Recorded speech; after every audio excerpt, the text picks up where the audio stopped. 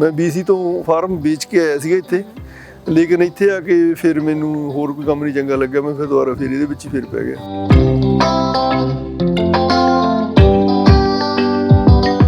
ਜਿਵੇਂ ਅਸੀਂ ਕਹਿੰਦੇ ਹਾਂ ਉੱਥੇ ਤਾਂ ਧਰਨਿਆਂ ਦੀ ਜ਼ਿਆਦਾਤਰ ਕਿਸਾਨਾਂ ਦੀ ਉਮਰ ਧਰਨੇ ਦੇਣ 'ਚ ਲੰਘ ਜਾਂਦੀ ਹੈ, ਇੱਥੇ ਕਿਵੇਂ ਦੀ ਹੈ ਲਾਈਫ? ਇੱਥੇ ਠੀਕ ਆ, ਕਸਟਮਰ ਕਾਫੀ ਸਪੋਰਟ ਕਰਦੇ ਨੇ, ਕਈ ਵਾਰ ਮਤਲਬ ਫਾਰਮ ਨੂੰ ਟਿਪ ਵੀ ਦੇ ਜਾਂਦੇ ਨੇ।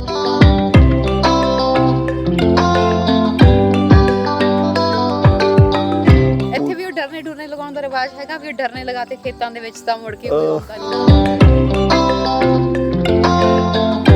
ਜਦੋਂ ਤੁਹਾਨੂੰ ਕਹਿੰਦੇ ਆ ਕਿ ਤੁਸੀਂ ਕੀ ਕਰਦੇ ਹੋ, ਕੀ ਜੌਬ ਕਰਦੇ ਹੋ, ਤੁਸੀਂ ਉਹਨਾਂ ਨੂੰ ਦੱਸਿਆ ਕਿ ਮੈਂ ਇੱਦਾਂ ਐਗਰੀਕਲਚਰ ਫੀਲਡ ਨਾਲ ਆ ਰਿਹਾ, ਫਾਰਮਰ ਫੈਮਿਲੀ ਨੂੰ ਬਿਲੋਂਗ ਕਰਦੀ ਹਾਂ, ਕਦੇ ਏਦਾਂ ਸਮ ਫੈਮਿਲੀ ਤੇ ਹੈਗੀਆਂ ਜਿਹੜੀਆਂ ਫੀਲਿੰਗ ਕਰਦੀਆਂ ਫਾਰਮ ਵਿੱਚ ਕੰਮ ਕਰਦੇ ਹੋ।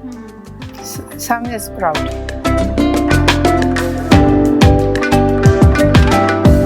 ਮਜ਼ਦੂਰ ਲੱਗੇ ਹੁੰਦੇ ਖੇਤਾਂ ਦੇ ਵਿੱਚ ਤੇ ਰੋਟੀਆਂ ਬਹੁਤ ਪਕਾਉਣੀਆਂ ਪੈਂਦੀਆਂ ਨੇ, ਬਹੁਤ ਅੱਕ ਜਾਂਦੀਆਂ ਨੇ। ਇੱਥੇ ਉਹ ਸਿਸਟਮ ਤਾਂ ਇੱਥੇ ਰੋਟੀ ਨਹੀਂ ਬਣਾਉਣੀ ਪੈਂਦੀ।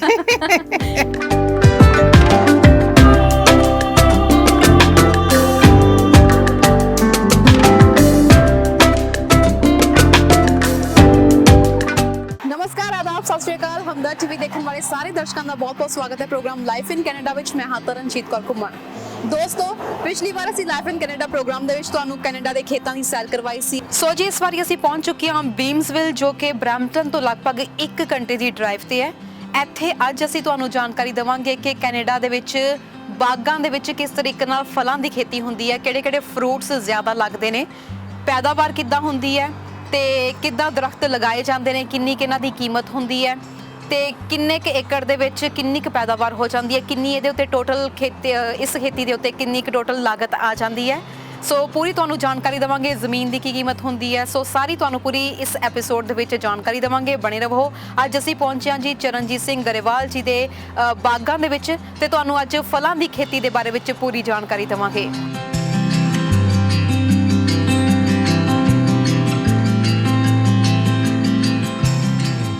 ਲੋ ਜੀ, ਅਸੀਂ ਪਹੁੰਚ ਚੁੱਕੇ ਹਾਂ ਇਸ ਵਕਤ ਮਿਸਟਰ ਗਰੇਵਾਲ ਦੇ ਘਰ, ਉਹਨਾਂ ਦੇ ਫਾਰਮ ਹਾਊਸ ਦੇ ਉੱਤੇ ਤੇ ਨਾਲ ਹੀ ਉੱਥੇ ਬਾਗ ਵੀ ਨੇ ਪਿਛਲੀ ਸਾਈਡ ਉਹਨਾਂ ਦੇ। ਸੋ ਮਿਲਦੇ ਹਾਂ ਪਰਿਵਾਰ ਨੂੰ ਤੇ ਕਰਦੇ ਹਾਂ ਅੱਜ ਦਾ ਐਪੀਸੋਡ ਸ਼ੁਰੂ, ਕਰਦੇ ਹਾਂ ਉਹਨਾਂ ਨਾਲ ਗੱਲਾਂ ਬਾਤਾਂ, ਚੱਲਦੇ ਹਾਂ ਜੀ ਅੰਦਰ।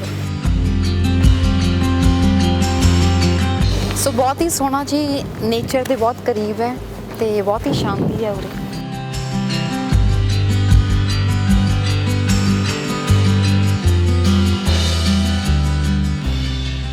ਸੋ ਇਸ ਵਕਤ ਅਸੀਂ ਪਹੁੰਚ ਚੁੱਕੇ ਹਾਂ ਜੀ, ਜਿਵੇਂ ਤੁਹਾਨੂੰ ਅਸੀਂ ਕਿਹਾ ਸੀ ਕਿ ਅੱਜ ਅਸੀਂ ਤੁਹਾਨੂੰ ਜਾਣਕਾਰੀ ਦੇਵਾਂਗੇ ਫਰੂਟਸ ਦੇ ਬਾਰੇ ਵਿੱਚ, ਕਿਵੇਂ ਇਦਾਂ ਦੀ ਖੇਤੀਬਾੜੀ ਹੁੰਦੀ ਆ। ਸੋ ਇਹਦੇ ਬਾਰੇ ਵਿੱਚ ਪੂਰੀ ਜਾਣਕਾਰੀ ਲੈਣ ਲਈ ਅਸੀਂ ਪਹੁੰਚ ਚੁੱਕੇ ਹਾਂ ਜੀ ਚਰਨਜੀਤ ਸਿੰਘ ਗਰੇਵਾਲ ਜੀ ਦੇ ਘਰ। ਬਹੁਤ ਬਹੁਤ ਸਵਾਗਤ ਹੈ ਸਰ ਤੁਹਾਡਾ ਹਮਦਰਦ ਮੀਡੀਆ ਗਰੁੱਪ 'ਚ। Thank you. ਸਭ ਤੋਂ ਪਹਿਲਾਂ ਤਾਂ ਅਸੀਂ ਤੁਹਾਡੇ ਪਿਛੋਕੜ ਦੇ ਬਾਰੇ ਵਿੱਚ ਜਾਣਨਾ ਚਾਹਾਂਗੇ ਕਿ ਬੇਸਿਕਲੀ ਕਿੱਥੋਂ ਬਿਲੋਂਗ ਕਰਦੇ ਹੋ ਤੁਸੀਂ?